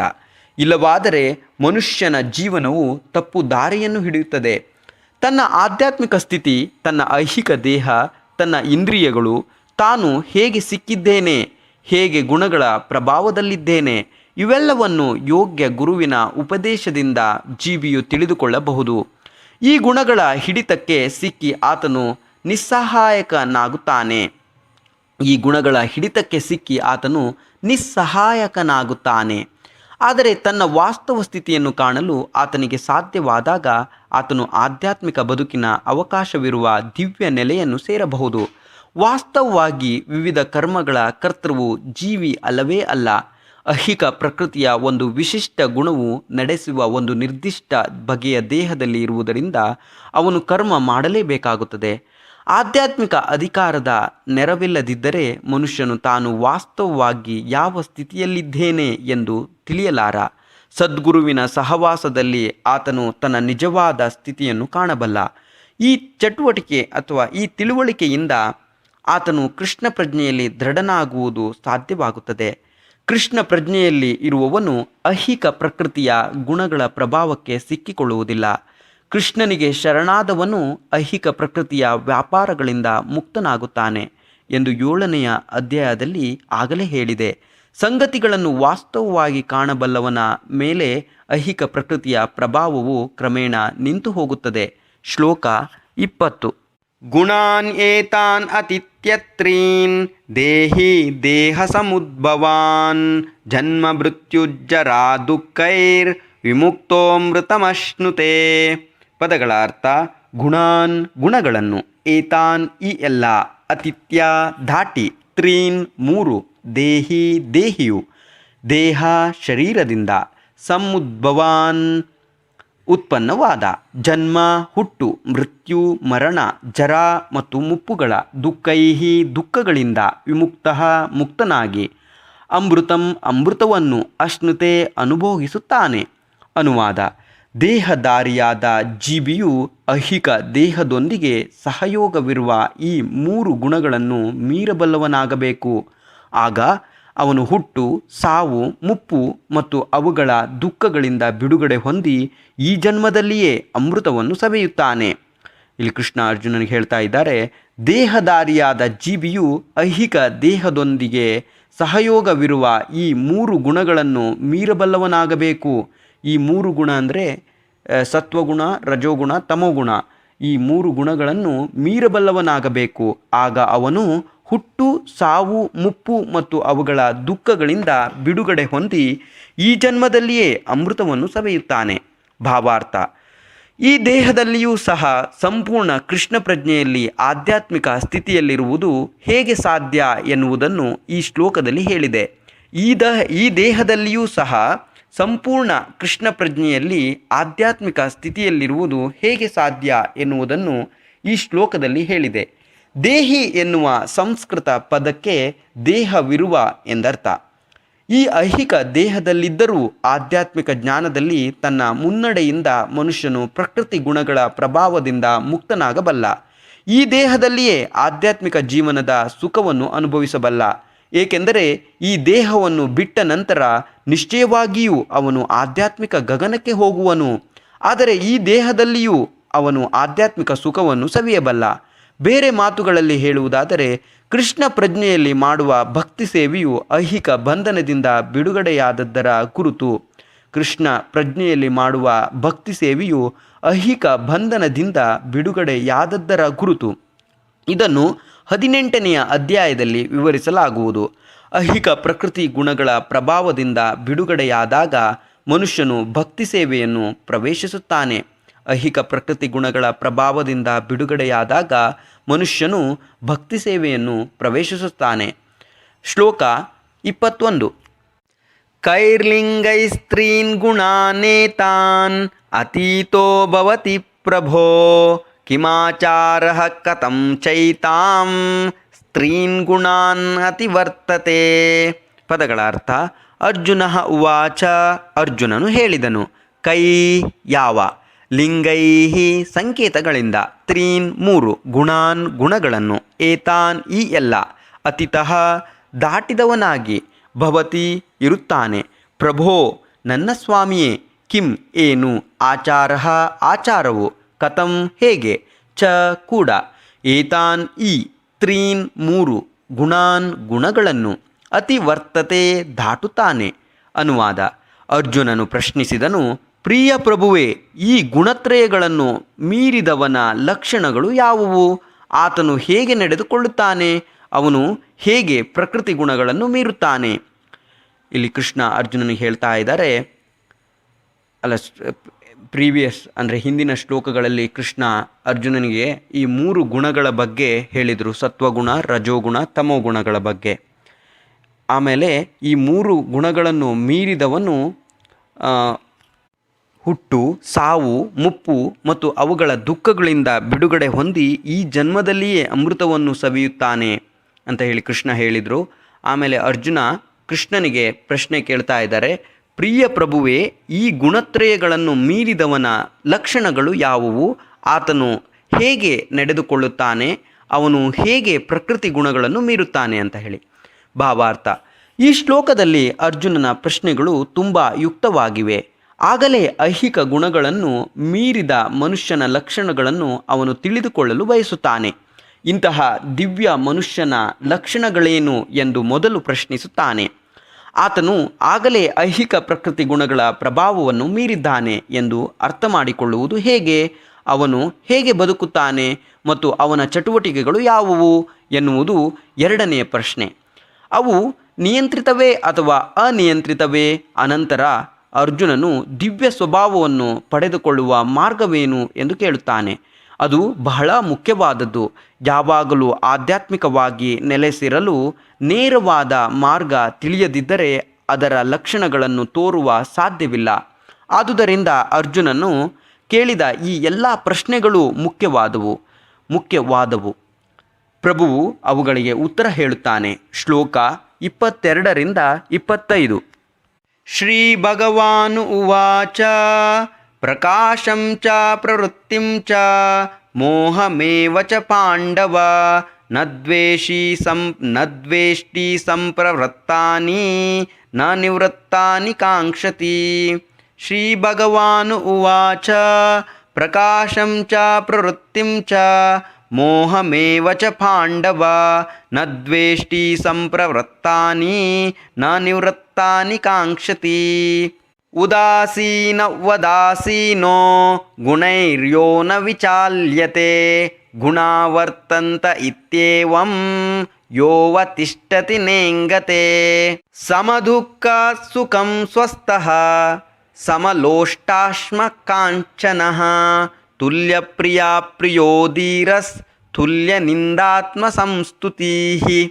ಮಾನಾಪಮಾನಯೋಸ್ತುಲ್ಯಸ್ ಸ್ತುಲ್ಯೋ ಮಿತ್ರಾರಿ ಪಕ್ಷಯೋಃ ಸರ್ವಾರಂಭ ಪರಿತ್ಯಾಗಿ ಗುಣಾತೀತ ಸ ಉಚ್ಯತೆ. ಪದಗಳ ಅರ್ಥ. ಶ್ರೀ ಭಗವಾನು ಉವಾಚ ದೇವೋತ್ತಮ ಪರಮಪುರುಷನು ಹೇಳಿದನು. ಪ್ರಕಾಶವನ್ನು ಚ ಮತ್ತು ಪ್ರವೃತ್ತಿಂ ಆಸಕ್ತಿಯನ್ನು ಚ ಮತ್ತು ಮೋಹಂ ಭ್ರಾಂತಿಯನ್ನು ಸ ಏವ ಚ ಕೂಡ ಪಾಂಡವ ಪಾಂಡುಪುತ್ರನೇ ನ ದ್ವೇಷ್ಟಿ ದ್ವೇಷಿಸುವುದಿಲ್ಲ ಸಂಪ್ರವೃತ್ತಾನಿ ಬೆಳೆದದ್ದನ್ನು ಕೂಡ ನ ಇಲ್ಲ ನಿವೃತ್ತಾನಿ ಬೆಳವಣಿಗೆಯ ತಡೆಯನ್ನು ಕೂಡ ಕಾಂಕ್ಷತಿ ಬಯಸುತ್ತಾನೆ ಉದಾಸೀನವತ್ ಉದಾಸೀನನಂತೆ ಆಸೀನಃ ನೆಲೆಸಿ ಗುಣೈಹಿ ಗುಣಗಳಿಂದ ಯಾರು ನ ವಿಚಾಲ್ಯತೆ ವಿಚಲಿತನಾಗುವುದಿಲ್ಲವೋ ಗುಣಾಃ ಗುಣಗಳು ವರ್ತಂತೆ ವರ್ತಿಸುತ್ತವೆ ಇತಿ ಏವಂ ಹೀಗೆ ತಿಳಿದು ಯಾರು ಅವತಿಷ್ಠತಿ ಉಳಿಯುತ್ತಾನೆ ನ ಇಂಗತೆ ತತ್ತರಿಸುವುದಿಲ್ಲವೋ ಸಮಾನವಾಗಿ ದುಃಖದಲ್ಲಿ ಸುಖದಲ್ಲಿ ಸ್ವಸ್ಥಃ ತಾನಿದ್ದು ಸಮಾನವಾದ ಲೋಷ್ಟ ಮಣ್ಣು ಹೆಂಟೆ ಅಶ್ಮ ಕಲ್ಲು ಕಾಂಚನಃ ಚಿನ್ನ ತುಲ್ಯ ಸಮಾನವಾಗಿ ಕಾಣುವ ಪ್ರಿಯ ಪ್ರೀತಿಪಾತ್ರ ಅಪ್ರಿಯಗಳು ಧೀರ ಸ್ಥಿರನು ತುಲ್ಯ ಸಮಾನವಾದ ನಿಂದೆ ಆತ್ಮಸಂಸ್ತುತಿ ತನ್ನ ಹೊಗಳಿಕೆಗಳುಳ್ಳವನು ಮಾನ ಗೌರವ ಅಪಮಾನಯೋ ಮತ್ತು ಅಗೌರವದಲ್ಲಿ ತುಲ್ಯ ಸಮಾನನು ಮಿತ್ರ ಸ್ನೇಹಿತರ ಶತ್ರುಗಳ ಪಕ್ಷಯೋ ಪಕ್ಷಗಳಿಗೆ ಸರ್ವ ಎಲ್ಲ ಆರಂಭ ಪ್ರಯತ್ನಗಳ ಪರಿತ್ಯಾಗಿಯು ಗುಣ ಅತೀತ ಭೌತಿಕ ಪ್ರಕೃತಿ ಗುಣಗಳಿಗೆ ಅತೀತನು ಅವನು ಉಚ್ಯತೆ ಎಂದು ಹೇಳಲಾಗುತ್ತದೆ. ದೇವೋತ್ತಮ ಅನುವಾದ. ದೇವೋತ್ತಮ ಪರಮಪುರುಷನು ಹೀಗೆಂದನು. ಪಾಂಡುವಿನ ಮಗನಾದ ಅರ್ಜುನನೇ, ಈ ಲಕ್ಷಣಗಳಿರುವ ಮನುಷ್ಯನು ಗುಣಗಳನ್ನು ಮೀರಿದವನು ಎಂದು ಹೇಳುತ್ತಾರೆ. ಅವನು ಬೆಳಕು ಪ್ರವೃತ್ತಿ ಮತ್ತು ಮೋಹಗಳು ಇದ್ದಾಗ ಅವನ್ನು ದ್ವೇಷಿಸುವುದಿಲ್ಲ, ಅವು ಮರೆಯಾದಾಗ ಅವುಗಳನ್ನು ಬಯಸುವುದಿಲ್ಲ. ಅವನು ಐಹಿಕ ಗುಣಗಳ ಈ ಎಲ್ಲ ಪ್ರತಿಕ್ರಿಯೆಗಳ ಉದ್ದಕ್ಕೂ ನಿಶ್ಚಲವಾಗಿ ಮತ್ತು ನಿರಂತಕವಾಗಿ ಇರುತ್ತಾನೆ. ಗುಣಗಳು ಮಾತ್ರವೇ ಕೆಲಸ ಮಾಡುತ್ತವೆ ಎನ್ನುವುದನ್ನು ಅರ್ಥ ಮಾಡಿಕೊಂಡು ಉದಾಸೀನನಾಗಿ ಮತ್ತು ಆಧ್ಯಾತ್ಮಿಕ ಮನಸ್ಕನಾಗಿ ಉಳಿಯುತ್ತಾನೆ. ಅವನು ಆತ್ಮನಲ್ಲಿ ಸ್ಥಿರನಾಗಿ ಸುಖ ದುಃಖಗಳನ್ನು ಒಂದೇ ರೀತಿ ಕಾಣುತ್ತಾನೆ. ಒಂದು ಮಣ್ಣಿನ ಹೆಂಟೆ, ಒಂದು ಕಲ್ಲು ಮತ್ತು ಒಂದು ಚಿನ್ನದ ತುಂಡು ಎಲ್ಲವನ್ನು ಸಮದೃಷ್ಟಿಯಿಂದ ಕಾಣುತ್ತಾನೆ. ಪ್ರಿಯ ಅಪ್ರಿಯಗಳ ವಿಷಯದಲ್ಲಿ ಒಂದೇ ಸಮನೆ ಇರುತ್ತಾನೆ. ಹೊಗಳಿಕೆ ಮತ್ತು ತೆಗಳಿಕೆ, ಮಾನ ಮತ್ತು ಅಪಮಾನ ಇವುಗಳ ವಿಷಯದಲ್ಲಿ ಒಂದೇ ರೀತಿ ಇದ್ದು ಸ್ಥಿರನಾಗಿರುತ್ತಾನೆ. ಮಿತ್ರ ಮತ್ತು ಶತ್ರುಗಳ ವಿಷಯದಲ್ಲಿ ಒಂದೇ ರೀತಿ ನಡೆದುಕೊಳ್ಳುತ್ತಾನೆ ಮತ್ತು ಎಲ್ಲ ಐಹಿಕ ಚಟುವಟಿಕೆಗಳನ್ನು ಪರಿತ್ಯಜಿಸಿರುತ್ತಾನೆ. ಅರ್ಜುನನ ಪ್ರಶ್ನೆಗೆ ಕೃಷ್ಣ ಹೇಳ್ತಾ ಇದ್ದಾರೆ, ಇಲ್ಲಿ ದೇವೋತ್ತಮ ಪರಮಪುರುಷನು ಹೀಗೆಂದನು, ಪಾಂಡುವಿನ ಮಗನಾದ ಅರ್ಜುನನೇ, ಈ ಲಕ್ಷಣಗಳಿರುವ ಮನುಷ್ಯನು ಗುಣಗಳನ್ನು ಮೀರಿದವನು ಎಂದು ಹೇಳುತ್ತಾರೆ. ಅವನು ಬೆಳಕು, ಪ್ರವೃತ್ತಿ ಮತ್ತು ಮೋಹಗಳು ಇದ್ದಾಗ ಅವನ್ನು ದ್ವೇಷಿಸುವುದಿಲ್ಲ, ಅವು ಮರೆಯಾದಾಗ ಅವುಗಳನ್ನು ಬಯಸುವುದಿಲ್ಲ. ಅವನು ಐಹಿಕ ಗುಣಗಳ ಈ ಎಲ್ಲ ಪ್ರತಿಕ್ರಿಯೆಗಳ ಉದ್ದಕ್ಕೂ ನಿಶ್ಚಲವಾಗಿ ಮತ್ತು ನಿರಂತಕವಾಗಿ ಇರುತ್ತಾನೆ. ಗುಣಗಳು ಮಾತ್ರವೇ ಕೆಲಸ ಮಾಡುತ್ತವೆ ಎನ್ನುವುದನ್ನು ಅರ್ಥ ಮಾಡಿಕೊಂಡು ಉದಾಸೀನನಾಗಿ ಮತ್ತು ಆಧ್ಯಾತ್ಮಿಕ ಮನಸ್ಕನಾಗಿ ಉಳಿಯುತ್ತಾನೆ. ಅವನು ಆತ್ಮನಲ್ಲಿ ಸ್ಥಿರನಾಗಿ ಸುಖ ದುಃಖಗಳನ್ನು ಒಂದೇ ರೀತಿ ಕಾಣುತ್ತಾನೆ. ಒಂದು ಮಣ್ಣಿನ ಹೆಂಟೆ, ಒಂದು ಕಲ್ಲು ಮತ್ತು ಒಂದು ಚಿನ್ನದ ತುಂಡು ಎಲ್ಲವನ್ನು ಸಮದೃಷ್ಟಿಯಿಂದ ಕಾಣುತ್ತಾನೆ. ಪ್ರಿಯ ಅಪ್ರಿಯಗಳ ವಿಷಯದಲ್ಲಿ ಒಂದೇ ಸಮನೆ ಇರುತ್ತಾನೆ. ಹೊಗಳಿಕೆ ಮತ್ತು ತೆಗಳಿಕೆ, ಮಾನ ಮತ್ತು ಅಪಮಾನ ಇವುಗಳ ವಿಷಯದಲ್ಲಿ ಒಂದೇ ರೀತಿ ಇದ್ದು ಸ್ಥಿರನಾಗಿರುತ್ತಾನೆ. ಮಿತ್ರ ಮತ್ತು ಶತ್ರುಗಳ ವಿಷಯದಲ್ಲಿ ಒಂದೇ ರೀತಿ ನಡೆದುಕೊಳ್ಳುತ್ತಾನೆ ಮತ್ತು ಎಲ್ಲ ಐಹಿಕ ಚಟುವಟಿಕೆಗಳನ್ನು ಪರಿತ್ಯಜಿಸಿರುತ್ತಾನೆ. ಭಾವಾರ್ಥ: ಅರ್ಜುನನು 3 ಬೇರೆ ಬೇರೆ ಪ್ರಶ್ನೆಗಳನ್ನು ಕೇಳಿದನು ಮತ್ತು ಪ್ರಭುವು ಅವುಗಳನ್ನು ಒಂದಾದ ಮೇಲೊಂದರಂತೆ ಉತ್ತರಿಸುತ್ತಾನೆ. ಆಧ್ಯಾತ್ಮಿಕ ನೆಲೆಯಲ್ಲಿರುವವನಿಗೆ ಅಸೂಯೆಯಿಲ್ಲ, ಅವನು ಏನನ್ನೂ ಬಯಸುವುದಿಲ್ಲ ಎಂದು ಕೃಷ್ಣನು ಮೊದಲು ಸೂಚಿಸುತ್ತಾನೆ. ಐಹಿಕ ದೇಹವನ್ನು ಧರಿಸಿ ಜೀವಿಯು ಈ ಐಹಿಕ ಜಗತ್ತಿನಲ್ಲಿ ಇರುವಾಗ ಅವನು ಐಹಿಕ ಪ್ರಕೃತಿಯ 3 ಗುಣಗಳಲ್ಲಿ ಒಂದರ ನಿಯಂತ್ರಣದಲ್ಲಿ ಇರುತ್ತಾನೆ ಎಂದು ಅರ್ಥ ಮಾಡಿಕೊಳ್ಳಬೇಕು. ಅವನು ವಾಸ್ತವವಾಗಿ ದೇಹದಿಂದ ಹೊರಗಿದ್ದಾಗ ಐಹಿಕ ಗುಣಗಳ ಮುಷ್ಟಿಯಿಂದ ಪಾರಾಗಿದ್ದಾನೆ. ಆದರೆ ಅವನು ಐಹಿಕ ದೇಹದಿಂದ ಹೊರಗೆ ಎಷ್ಟು ಕಾಲ ಇರುವುದಿಲ್ಲವೋ ಅಷ್ಟು ಕಾಲ ತಟಸ್ಥನಾಗಿರಬೇಕು. ಆತನು ಪ್ರಭುವಿನ ಭಕ್ತಿ ಸೇವೆಯಲ್ಲಿ ನಿರತನಾಗಬೇಕು. ಆಗ ಐಹಿಕ ದೇಹದೊಡನೆ ಅವನ ಏಕತ್ವ ಭಾವವು ತಂತಾನೇ ಮರೆತು ಹೋಗುತ್ತದೆ. ಮನುಷ್ಯನಿಗೆ ಐಹಿಕ ದೇಹದ ಪ್ರಜ್ಞೆ ಇದ್ದಾಗ ಅವನು ಇಂದ್ರಿಯ ತೃಪ್ತಿಗಾಗಿಯೇ ಕೆಲಸ ಮಾಡುತ್ತಾನೆ. ಆದರೆ ಪ್ರಜ್ಞೆಯನ್ನು ಕೃಷ್ಣನಿಗಾಗಿ ವರ್ಗಾಯಿಸಿದಾಗ ಇಂದ್ರಿಯ ತೃಪ್ತಿಯು ತಾನಾಗಿಯೇ ನಿಲ್ಲುತ್ತದೆ. ಮನುಷ್ಯನಿಗೆ ಈ ಐಹಿಕ ದೇಹದ ಅಗತ್ಯವಿಲ್ಲ. ಆತನು ಐಹಿಕ ದೇಹದ ಆದೇಶಗಳನ್ನು ಒಪ್ಪಬೇಕಾಗಿಲ್ಲ. ದೇಹದೊಳಗಿನ ಐಹಿಕ ಗುಣಗಳು ಕೆಲಸ ಮಾಡುತ್ತವೆ. ಆದರೆ ಜೀವಾತ್ಮನಾಗಿ ಆತ್ಮವು ಇಂತಹ ಚಟುವಟಿಕೆಗಳಿಂದ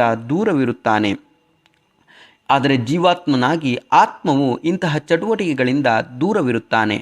ಅವನು ಹೇಗೆ ದೂರವಾಗುತ್ತಾನೆ? ಆತನಿಗೆ ದೇಹವನ್ನು ಅನುಭವಿಸುವುದು ಬೇಡ, ಅದರಿಂದ ಹೊರಕ್ಕೆ ಬರುವುದು ಅಂದರೆ ಹೊರಕ್ಕೆ ಹೋಗುವುದು ಬೇಡ. ಹೀಗೆ ಆಧ್ಯಾತ್ಮಿಕ ಸ್ಥಿತಿಯಲ್ಲಿದ್ದು ಭಕ್ತನು ತಾನಾಗಿಯೇ ಮುಕ್ತನಾಗುತ್ತಾನೆ. ಐಹಿಕ ಪ್ರಕೃತಿಯ ಗುಣಗಳ ಪ್ರಭಾವದಿಂದ ಸ್ವತಂತ್ರನಾಗಲು ಅವನು ಪ್ರಯತ್ನಿಸಬೇಕಾಗಿಲ್ಲ. ಮುಂದಿನ ಪ್ರಶ್ನೆಯು ಆಧ್ಯಾತ್ಮಿಕ ನೆಲೆಯಲ್ಲಿರುವ ಮನುಷ್ಯನ ವ್ಯಾಪಾರಗಳನ್ನು ಕುರಿತದ್ದು. ಮಾನ ಅಪಮಾನಗಳೆಂದು ಜನರು ಯಾವುದನ್ನು ಕರೆಯುವರೋ ಅವುಗಳು ಐಹಿಕ ನೆಲೆಯಲ್ಲಿರುವ ಮನುಷ್ಯನ ಮೇಲೆ ಪರಿಣಾಮ ಬೀರುವುದಿಲ್ಲ. ಐಹಿಕ ನೆಲೆಯಲ್ಲಿರುವ ಮನುಷ್ಯನ ಮೇಲೆ ಪರಿಣಾಮ ಮಾಡುತ್ತವೆ. ಆದರೆ ಆಧ್ಯಾತ್ಮಿಕ ನೆಲೆಯಲ್ಲಿರುವ ಮನುಷ್ಯನ ಮೇಲೆ ಇಂತಹ ಹುಸಿ ಮಾನಾಪಮಾನಗಳು ಯಾವುದೇ ಪರಿಣಾಮವನ್ನು ಮಾಡುವುದಿಲ್ಲ. ಆತನು ಕೃಷ್ಣ ಪ್ರಜ್ಞೆಯಲ್ಲಿ ತನ್ನ ಕರ್ತವ್ಯವನ್ನು ಮಾಡುತ್ತಾನೆ. ಇನ್ನೊಬ್ಬ ಮನುಷ್ಯನು ತನ್ನನ್ನು ಗೌರವಿಸುವನೇ ಅಪಮಾನ ಮಾಡುವನೇ ಎಂದು ಗಮನಿಸುವುದಿಲ್ಲ. ಕೃಷ್ಣ ಪ್ರಜ್ಞೆಯಲ್ಲಿ ತನ್ನ ಕರ್ತವ್ಯಕ್ಕೆ ಅನುಕೂಲವಾದ ಸಂಗತಿಗಳನ್ನು ಸ್ವೀಕರಿಸುತ್ತಾನೆ. ಇಲ್ಲವಾದರೆ ಯಾವುದೇ ಐಹಿಕ ವಸ್ತುವು, ಅದು ಕಲ್ಲಾಗಿರಲಿ ಚಿನ್ನವಾಗಿರಲಿ, ಅವನಿಗೆ ಬೇಕಿಲ್ಲ. ಕೃಷ್ಣ ಪ್ರಜ್ಞೆಯ ಆಚಾರದಲ್ಲಿ ತನಗೆ ನೇರವಾಗುವ ಪ್ರತಿಯೊಬ್ಬನನ್ನು ತನ್ನ ಪ್ರಿಯ ಮಿತ್ರನೆಂದು ಪರಿಗಣಿಸುತ್ತಾನೆ. ಕೃಷ್ಣ ಪ್ರಜ್ಞೆಯ ಆಚಾರದಲ್ಲಿ ತನಗೆ ನೆರವಾಗುವ ಪ್ರತಿಯೊಬ್ಬನನ್ನು ತನ್ನ ಪ್ರಿಯ ಮಿತ್ರನೆಂದು ಪರಿಗಣಿಸುತ್ತಾನೆ. ತನ್ನ ಶತ್ರು ಎನಿಸಿಕೊಂಡವನನ್ನು ದ್ವೇಷಿಸುವುದಿಲ್ಲ. ಅವನು ಸಮಚಿತ್ತನಾಗಿರುತ್ತಾನೆ. ಎಲ್ಲವನ್ನೂ ಒಂದೇ ಮಟ್ಟದಲ್ಲಿ ಕಾಣುತ್ತಾನೆ, ಏಕೆಂದರೆ ತನಗೂ ಐಹಿಕ ಅಸ್ತಿತ್ವಕ್ಕೂ ಸಂಬಂಧವಿಲ್ಲ ಎಂದು ಅವನಿಗೆ ಗೊತ್ತು. ಸಾಮಾಜಿಕ ಮತ್ತು ರಾಜಕೀಯ ವಿಷಯಗಳು ಅವನ ಮೇಲೆ ಪರಿಣಾಮ ಮಾಡುವುದಿಲ್ಲ, ಏಕೆಂದರೆ ಅವನಿಗೆ ಅಲ್ಪಕಾಲದ ಏಳು ಬೀಳುಗಳ ಮತ್ತು ಕ್ಷೋಭೆಗಳ ಪರಿಸ್ಥಿತಿ ಗೊತ್ತು. ತನಗಾಗಿ ಏನನ್ನೂ ಮಾಡಲು ಅವನು ಪ್ರಯತ್ನಿಸುವುದಿಲ್ಲ. ಕೃಷ್ಣನಿಗಾಗಿ ಅವನು ಏನನ್ನು ಬೇಕಾದರೂ ಪ್ರಯತ್ನಿಸುತ್ತಾನೆ. ಆದರೆ ಸ್ವಂತಕ್ಕಾಗಿ ಯಾವ ಪ್ರಯತ್ನವನ್ನೂ ಮಾಡುವುದಿಲ್ಲ. ಇಂತಹ ನಡತೆಯಿಂದ ಮನುಷ್ಯನು ವಾಸ್ತವವಾಗಿ ಆಧ್ಯಾತ್ಮಿಕ ನೆಲೆಯನ್ನು ಪಡೆಯುತ್ತಾನೆ. ಶ್ಲೋಕ 26. ಮಾಂ ಚಯೋ ವ್ಯಭಿಚಾರೇಣ ಭಕ್ತಿಯೋಗೇನ ಸೇವತೆ ಸಗುಣಾನ್ ಸಮತೀತ್ಯೈತಾನ್ ಬ್ರಹ್ಮಭೂಯಾಯ ಕಲ್ಪತೆ. ಪದಗಳ ಅರ್ಥ: ಮಾಂ ನನಗೆ, ಚ ಕೂಡ, ಯಾವ ವ್ಯಕ್ತಿಯು, ಅವ್ಯಭಿಚಾರೇಣ ತಪ್ಪದೆ, ಭಕ್ತಿಯೋಗೇನ ಭಕ್ತಿ ಸೇವೆಯಿಂದ, ಸೇವತೆ ಸೇವೆ ಸಲ್ಲಿಸುತ್ತಾನೋ, ಸ ಅವನು, ಗುಣಾನ್ ಭೌತಿಕ ಪ್ರಕೃತಿ ಗುಣಗಳನ್ನು, ಸಮತಿತ್ಯ ಮೀರಿ, ಏತಾನ್ ಈ ಎಲ್ಲ, ಬ್ರಹ್ಮಭೂಯಾಯ ಬ್ರಹ್ಮ ವೇದಿಕೆಗೆ ಏರಿದವನು, ಕಲ್ಪತೆ ಆಗುವನು. ಇಲ್ಲಿ ಕೃಷ್ಣ ಹೇಳ್ತಾ ಇದ್ದಾರೆ ಅರ್ಜುನನಿಗೆ, ಎಲ್ಲ ಸನ್ನಿವೇಶಗಳಲ್ಲಿಯೂ ಲೋಪ ಮಾಡದೆ ಸಂಪೂರ್ಣ ಭಕ್ತಿ ಸೇವೆಯಲ್ಲಿ ನಿರತನಾದವನು ಕೂಡಲೇ ಐಹಿಕ ಪ್ರಕೃತಿ ಗುಣಗಳನ್ನು ಮೀರುತ್ತಾನೆ. ಹೀಗೆ ಬ್ರಹ್ಮನ್ ಹಂತಕ್ಕೆ ಬರುತ್ತಾನೆ. ಭಾವಾರ್ಥ: ದಿವ್ಯ ಸ್ಥಿತಿಯನ್ನು ಸಾಧಿಸುವ ಮಾರ್ಗವೇನು? ಇದು ಅರ್ಜುನನ 3ನೇ ಪ್ರಶ್ನೆ. ಈ ಶ್ಲೋಕವು ಈ ಪ್ರಶ್ನೆಗೆ ಉತ್ತರ. ಹಿಂದೆಯೇ ವಿವರಿಸಿದಂತೆ ಐಹಿಕ ಜಗತ್ತು ಐಹಿಕ ಪ್ರಕೃತಿ ಗುಣಗಳ ಪ್ರಭಾವದಲ್ಲಿ ಕೆಲಸ ಮಾಡುತ್ತದೆ. ಪ್ರಕೃತಿ ಗುಣಗಳ ಚಟುವಟಿಕೆಗಳಿಂದ ಮನುಷ್ಯನು ಕ್ಷೋಭೆಗೊಳ್ಳಬಾರದು. ತನ್ನ ಪ್ರಜ್ಞೆಯನ್ನು ಇಂತಹ ಗುಣಗಳ ಚಟುವಟಿಕೆಗಳಲ್ಲಿ ತೊಡಗಿಸುವುದರ ಬದಲು ಅವನು ತನ್ನ ಪ್ರಜ್ಞೆಯನ್ನು ಕೃಷ್ಣನಿಗೆ ಸಂಬಂಧಿಸಿದ ಚಟುವಟಿಕೆಗಳಲ್ಲಿ ತೊಡಗಿಸಬಹುದು. ಕೃಷ್ಣನಿಗೆ ಸಂಬಂಧಿಸಿದ ಚಟುವಟಿಕೆಗಳಿಗೆ ಭಕ್ತಿಯೋಗ ಎಂದು ಹೆಸರು. ಹೀಗೆಂದರೆ ಸದಾ ಕೃಷ್ಣನಿಗಾಗಿ ಕೆಲಸ ಮಾಡುವುದು. ಈ ಕಲ್ಪನೆ ಕೃಷ್ಣನನ್ನು ಮಾತ್ರವಲ್ಲ, ರಾಮ ಮತ್ತು ನಾರಾಯಣರಂತೆ ಅವನ ಎಲ್ಲ ಸ್ವಾಂಶ ವಿಸ್ತರಣೆಗಳನ್ನು ಒಳಗೊಳ್ಳುತ್ತದೆ. ಆತನ ಸ್ವಾಂಶ ವಿಸ್ತರಣೆಗಳು ಅಸಂಖ್ಯಾತ. ಕೃಷ್ಣನ ಯಾವುದೇ ರೂಪದ ಅಥವಾ ಸ್ವಾಂಶ ವಿಸ್ತರಣೆಗಳಲ್ಲಿ ಒಂದರ ಸೇವೆಯಲ್ಲಿ ನಿರತನಾದವನು ದಿವ್ಯ ಸ್ಥಿತಿಯಲ್ಲಿದ್ದಾನೆ ಎಂದು ಭಾವಿಸಲಾಗುತ್ತದೆ. ಕೃಷ್ಣನ ಎಲ್ಲ ರೂಪಗಳು ಸಂಪೂರ್ಣವಾಗಿ ಆಧ್ಯಾತ್ಮಿಕ, ನಿತ್ಯಾನಂದ, ಜ್ಞಾನಮಯ ಎನ್ನುವುದನ್ನು ಗಮನಿಸಬೇಕು. ಇಂತಹ ದೇವೋತ್ತಮ ಪುರುಷರು ಸರ್ವಶಕ್ತರು, ಸರ್ವಜ್ಞರು. ಅವರಿಗೆ ಎಲ್ಲ ದಿವ್ಯ ಗುಣಗಳಿವೆ. ಐಹಿಕ ಪ್ರಕೃತಿ ಗುಣಗಳನ್ನು ಗೆಲ್ಲುವುದು ಬಹುಕಷ್ಟ. ದೃಢ ಸಂಕಲ್ಪ ಮಾಡಿ ಕೃಷ್ಣನ ಅಥವಾ ಅವನ ಸ್ವಾಂಶ ವಿಸ್ತರಣೆಗಳ ಸೇವೆಯಲ್ಲಿ ಒಬ್ಬನು ತೊಡಗಿದರೆ ಪ್ರಕೃತಿ ಗುಣಗಳನ್ನು ಸುಲಭವಾಗಿ ದಾಟಬಹುದು. ಇದನ್ನು ಆಗಲೇ 7ನೇ ಅಧ್ಯಾಯದಲ್ಲಿ ವಿವರಿಸಿದೆ. ಕೃಷ್ಣನಿಗೆ ಶರಣಾಗತನಾದವನು ಕೂಡಲೇ ಐಹಿಕ ಪ್ರಕೃತಿ ಗುಣಗಳ ಪ್ರಭಾವಕ್ಕೆ ಅತೀತನಾಗುತ್ತಾನೆ. ಕೃಷ್ಣ ಪ್ರಜ್ಞೆಯಲ್ಲಿ ಅಥವಾ ಭಕ್ತಿ ಸೇವೆಯಲ್ಲಿ ಇರುವುದೆಂದರೆ ಕೃಷ್ಣನೊಡನೆ ಸಮಾನತೆಯನ್ನು ಸಾಧಿಸುವುದು ಎಂದು ಅರ್ಥ. ತಾನು ನಿತ್ಯ ಜ್ಞಾನಾನಂದನು. ಚಿನ್ನದ ಕಣಗಳು ಚಿನ್ನದ ಗಣಿಯ ಅಂಶಗಳಾಗಿರುವಂತೆ ಜೀವಿಗಳು ತನ್ನ ವಿಭಿನ್ನಾಂಶಗಳು ಎಂದು ಪ್ರಭು ಹೇಳುತ್ತಾನೆ. ಹೀಗೆ ಅಥವಾ ಹಾಗೆ ಬಂಗಾರದ ಕಣಗಳು ಗುಣದಲ್ಲಿ ಚಿನ್ನದ ಗಣಿಗೆ ಸಮವೋ, ಹೇಗೆ ಬಂಗಾರದ ಕಣಗಳು ಗುಣದಲ್ಲಿ ಚಿನ್ನದ ಗಣಿಗೆ ಸಮವೋ, ಹಾಗೆಯೇ ಜೀವಿಯು ತನ್ನ ದಿವ್ಯ ಸ್ಥಿತಿಯಲ್ಲಿ ಬಂಗಾರದ ಗಣಿಯಂತಿರುವ ಕೃಷ್ಣನಿಗೆ ಗುಣದಲ್ಲಿ ಸಮನಾಗುತ್ತಾನೆ. ಕೃಷ್ಣನಿಗೆ ಬಂಗಾರದ ಗಣಿಯಂತಿರುವ ಕೃಷ್ಣನಿಗೆ ಗುಣದಲ್ಲಿ ಸಮಾನಾಗುತ್ತಾನೆ. ವ್ಯಕ್ತಿತ್ವದಲ್ಲಿನ ವ್ಯತ್ಯಾಸವು ಮುಂದುವರಿಯುತ್ತದೆ. ಇಲ್ಲವಾದರೆ ಭಕ್ತಿಯೋಗದ ಪ್ರಶ್ನೆಯೇ ಇರುವುದಿಲ್ಲ.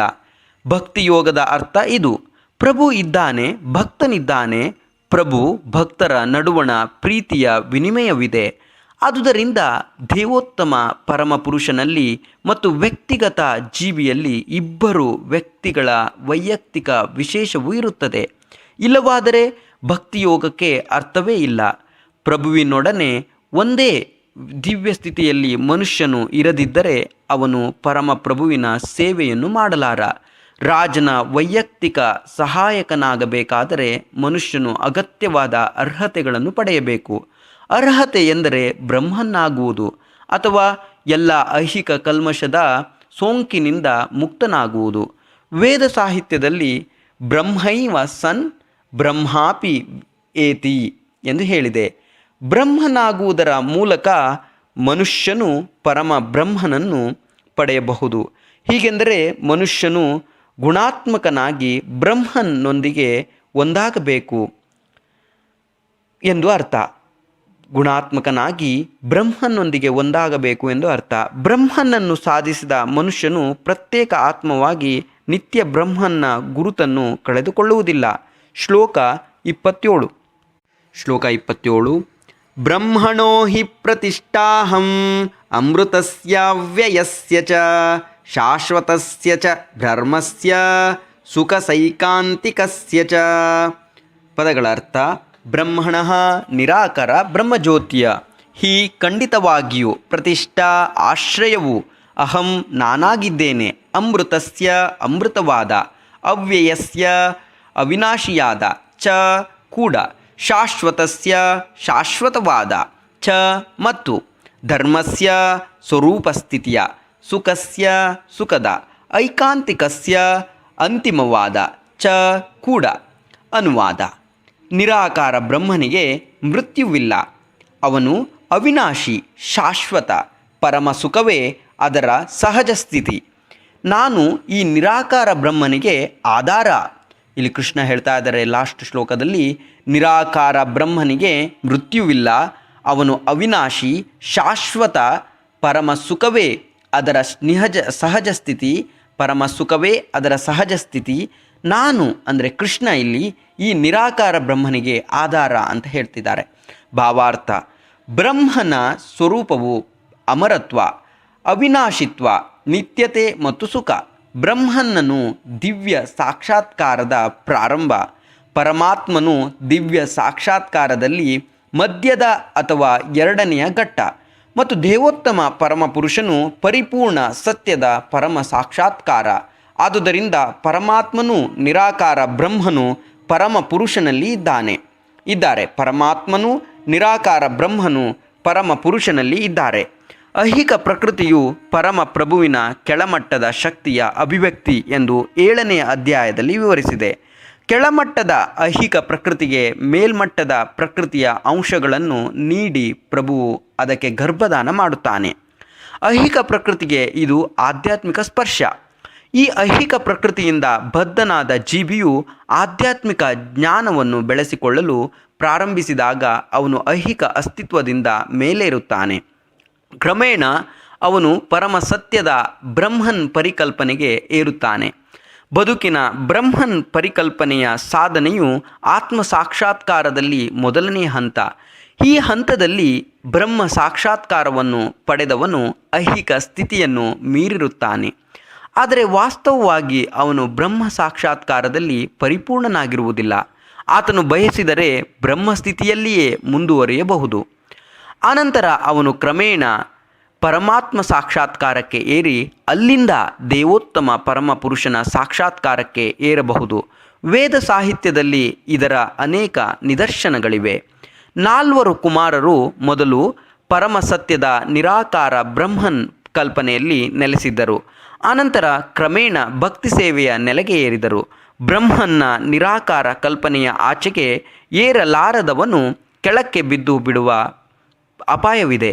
ಬ್ರಹ್ಮನ್ನ ನಿರಾಕಾರ ಕಲ್ಪನೆಯ ಆಚೆಗೆ ಏರಲಾರದವನು ಕೆಳಕ್ಕೆ ಬಿದ್ದು ಬಿಡುವ ಅಪಾಯವಿದೆ. ನಿರಾಕಾರ ಬ್ರಹ್ಮನ ಹಂತಕ್ಕೆ ವ್ಯಕ್ತಿಯು ಏರಿದರೂ ಅವನಿಗೆ ಪರಮ ಪುರುಷನ ತಿಳುವಳಿಕೆ ಇಲ್ಲದ ಕಾರಣ ಅವನು ಮುಂದೆ ಹೋಗದಿದ್ದರೆ ಅಂತಹ ವ್ಯಕ್ತಿಯ ಬುದ್ಧಿ ಪರಿಶುದ್ಧವಾಗಿಲ್ಲ ಎಂದು ಶ್ರೀಮದ್ ಭಾಗವತದಲ್ಲಿ ಹೇಳಲಾಗಿದೆ. ಆದುದರಿಂದ ಬ್ರಹ್ಮನ್ ನೆಲೆಗೆ ಏರಿದ್ದರೂ ಮನುಷ್ಯನು ಪ್ರಭುವಿನ ಭಕ್ತಿ ಸೇವೆಯಲ್ಲಿ ತೊಡಗದಿದ್ದರೆ ಅವನು ಬಿದ್ದು ಬಿಡುವ ಸಾಧ್ಯತೆ ಇದೆ. ವೇದದ ಭಾಷೆಯಲ್ಲಿ ಹೀಗೆ ಹೇಳಿದೆ: ರಸೋ ವೈ ಸಹ ರಸಂ ಹಿ ಏವಾಯಂ ಲಬ್ಧ್ವಾನಂದಿ ಭವತಿ. ಮನುಷ್ಯನು ಆನಂದದ ಭಂಡಾರವಾದ ಮತ್ತು ದೇವೋತ್ತಮ ಪುರುಷನಾದ ಕೃಷ್ಣನನ್ನು ಅರ್ಥ ಮಾಡಿಕೊಂಡಾಗ ಅವನಿಗೆ ದಿವ್ಯಾನಂದವಾಗುತ್ತದೆ. ತೈತ್ತಿರೀಯ ಉಪನಿಷತ್ತು 2.7.1. ಪರಮ ಪ್ರಭುವಿನಲ್ಲಿ 6 ಸಿರಿಗಳು ತುಂಬಿವೆ. ಭಕ್ತನು ಅವನನ್ನು ಸಮೀಪಿಸಿದಾಗ ಈ 6 ಸಿರಿಗಳ ವಿನಿಮಯವಾಗುತ್ತದೆ. ಅರಸನ ಸೇವಕನು ಸ್ವಲ್ಪ ಹೆಚ್ಚು ಕಡಿಮೆ ಅರಸನಿಗೆ ಸಮನಾಗುತ್ತಾನೆ. ಹೀಗೆ ಶಾಶ್ವತ ಸುಖ, ಅವಿನಾಶಿ ಸುಖ ಮತ್ತು ಶಾಶ್ವತ ಬದುಕು ಭಕ್ತಿ ಸೇವೆಯನ್ನು ಹಿಂಬಾಲಿಸುತ್ತವೆ. ಆದ್ದರಿಂದ ಬ್ರಹ್ಮನ್ ಸಾಕ್ಷಾತ್ಕಾರ ಅಥವಾ ಶಾಶ್ವತತೆ ಅಥವಾ ಅವನ ಅವಿನಾಶಿತ್ವಗಳು ಭಕ್ತಿ ಸೇವೆಯಲ್ಲಿ ಸೇರಿವೆ. ಆದ್ದರಿಂದ ಬ್ರಹ್ಮನ್ ಸಾಕ್ಷಾತ್ಕಾರ ಅಥವಾ ಶಾಶ್ವತತೆ ಅಥವಾ ಅವನ ಅವಿನಾಶಿತ್ವಗಳು ಭಕ್ತಿ ಸೇವೆಯಲ್ಲಿ ಸೇರಿವೆ. ಭಕ್ತಿ ಸೇವೆಯಲ್ಲಿ ನಿರತನಾದ ಮನುಷ್ಯನು ಆಗಲೇ ಇದನ್ನು ಹೊಂದಿರುತ್ತಾನೆ.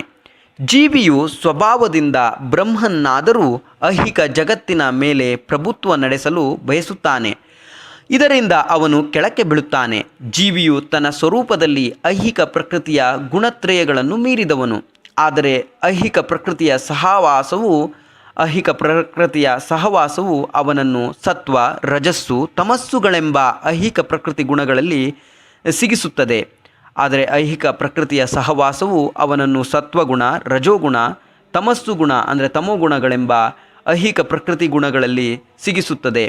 ಈ ಗುಣತ್ರಯಗಳ ಸಹವಾಸದಿಂದ ಅವನಲ್ಲಿ ಐಹಿಕ ಜಗತ್ತಿನ ಮೇಲೆ ಯಜಮಾನಿಕೆ ನಡೆಸುವ ಬಯಕೆ ಇರುತ್ತದೆ. ಸಂಪೂರ್ಣ ಕೃಷ್ಣ ಪ್ರಜ್ಞೆಯಲ್ಲಿ ಭಕ್ತಿ ಸೇವೆಯಲ್ಲಿ ತೊಡಗುವುದರಿಂದ ಆತನು ಕೂಡಲೇ ದಿವ್ಯ ಸ್ಥಿತಿಯಲ್ಲಿ ನೆಲೆಸಿರುತ್ತಾನೆ ಮತ್ತು ಐಹಿಕ ಪ್ರಕೃತಿಯನ್ನು ತಾನು ನಿಯಂತ್ರಿಸಬೇಕೆಂಬ ಅವನ ನೀತಿ ಬಾಹಿರ ಅಪೇಕ್ಷೆಯು ಹೊರಟು ಹೋಗುತ್ತದೆ. ಭಕ್ತಿ ಸೇವೆಯ ಸಾಕ್ಷಾತ್ಕಾರಕ್ಕಾಗಿ ಶ್ರವಣ, ಕೀರ್ತನ, ಸ್ಮರಣ ಇವುಗಳಿಂದ ಪ್ರಾರಂಭವಾಗುವ 9 ವಿಧಾನಗಳನ್ನು ಹೇಳಿದೆ. ಭಕ್ತಿ ಸೇವೆಯ ಈ ಪ್ರಕ್ರಿಯೆಯನ್ನು ಭಕ್ತರ ಸಹವಾಸದಲ್ಲಿ ಅಭ್ಯಾಸ ಮಾಡಬೇಕು. ಇಂತಹ ಸಹವಾಸದಿಂದ ಗುರುವಿನ ಪ್ರಭಾವದಿಂದ ಕ್ರಮೇಣ ಯಜಮಾನಿಕೆ ನಡೆಸುವ ಐಹಿಕ ಅಪೇಕ್ಷೆಯು ನಿರ್ಮೂಲವಾಗುತ್ತದೆ. ಮನುಷ್ಯನು ಪ್ರಭುವಿನ ಪ್ರೇಮಪೂರ್ವಕ ದಿವ್ಯ ಸೇವೆಯಲ್ಲಿ ದೃಢವಾಗಿ ನೆಲೆ ಕಾಣುತ್ತಾನೆ. ಈ ವಿಧಾನವನ್ನು ಈ ಅಧ್ಯಾಯದ 22ನೇ ಶ್ಲೋಕದಿಂದ ಕೊನೆಯ ಶ್ಲೋಕದವರೆಗೆ ಸೂಚಿಸಲಾಗಿದೆ. ಪ್ರಭುವಿನ ಭಕ್ತಿ ಸೇವೆ ತುಂಬ ಸರಳವಾದದ್ದು. ಮನುಷ್ಯನು ಸದಾ ಪ್ರಭುವಿನ ಸೇವೆಯಲ್ಲಿ ನಿರತನಾಗಿರಬೇಕು. ದೇವರ ಪ್ರಸಾದವನ್ನು ಸ್ವೀಕರಿಸಬೇಕು. ಪ್ರಭುವಿನ ಚರಣ ಕಮಲಗಳಿಗೆ ಅರ್ಪಿಸಿದ ಹೂಗಳ ಸುವಾಸನೆಯನ್ನು ಪಡೆಯಬೇಕು. ಪ್ರಭುವಿನ ದಿವ್ಯ ಲೀಲೆಗಳ ಸ್ಥಳಗಳನ್ನು ನೋಡಬೇಕು. ಪ್ರಭುವಿನ ವಿವಿಧ ಕಾರ್ಯಗಳ ವಿಷಯ, ತನ್ನ ಭಕ್ತರೊಡನೆ ಆತನ ಪ್ರೀತಿಯ ವಿನಿಮಯ ಇವನ್ನು ಕುರಿತು ಓದಬೇಕು. ಹರೇ ಕೃಷ್ಣ ಕೃಷ್ಣ ಕೃಷ್ಣ ಹರೇ ಹರೇ, ಹರೇ ರಾಮ ರಾಮ ರಾಮ ಹರೇ ಹರೇ ಎಂಬ ದಿವ್ಯ ಮಂತ್ರವನ್ನು ಸದಾ ಉಚ್ಚರಿಸಬೇಕು. ಪ್ರಭುವಿನ ಹಾಗೂ ಅವನ ಭಕ್ತರ ಜಯಂತಿಗಳಂದು, ಅವರ ಅಂತರ್ಧಾನದ ಸ್ಮರಣೆಯ ದಿನಗಳಂದು ಉಪವಾಸ ಮಾಡಬೇಕು. ಇಂತಹ ಪ್ರಕ್ರಿಯೆಯನ್ನು ಅನುಸರಿಸುವುದರಿಂದ ಮನುಷ್ಯನು ಎಲ್ಲ ಐಹಿಕ ಚಟುವಟಿಕೆಗಳ ವಿಷಯದಲ್ಲಿ ಸಂಪೂರ್ಣವಾಗಿ ನಿರ್ಲಿಪ್ತನಾಗುತ್ತಾನೆ. ಹೀಗೆ ಬ್ರಹ್ಮಜ್ಯೋತಿಯಲ್ಲಿ ಅಥವಾ ಬ್ರಹ್ಮ ಪರಿಕಲ್ಪನೆಯ ವೈವಿಧ್ಯಗಳಲ್ಲಿ ನೆಲೆಯನ್ನು ಕಾಣಬಲ್ಲವನು ಗುಣದಲ್ಲಿ ದೇವೋತ್ತಮ ಪರಮಪುರುಷನಿಗೆ ಸಮನಾಗುತ್ತಾನೆ. ಇಲ್ಲಿಗೆ ಶ್ರೀಮದ್ ಭಗವದ್ಗೀತೆಯ ಭೌತಿಕ ಪ್ರಕೃತಿಯ ತ್ರಿಗುಣಗಳು, the 3 modes of material nature ಎಂಬ 14ನೇ ಅಧ್ಯಾಯದ ಭಕ್ತಿ ವೇದಾಂತ ಭಾವಾರ್ಥವು ಮುಗಿಯಿತು. ಹರೇ ಕೃಷ್ಣ ಕೃಷ್ಣ ಕೃಷ್ಣ ಹರೇ ಹರೇ, ಹರೇ ರಾಮ ರಾಮ ರಾಮ ಹರೇ ಹರೇ, ಹರೇ ಹರೇ, ಹರೇ ಹರೇ, ಹರೇ ಹರೇ, ಹರೇ ಹರೇ, ಹರೇ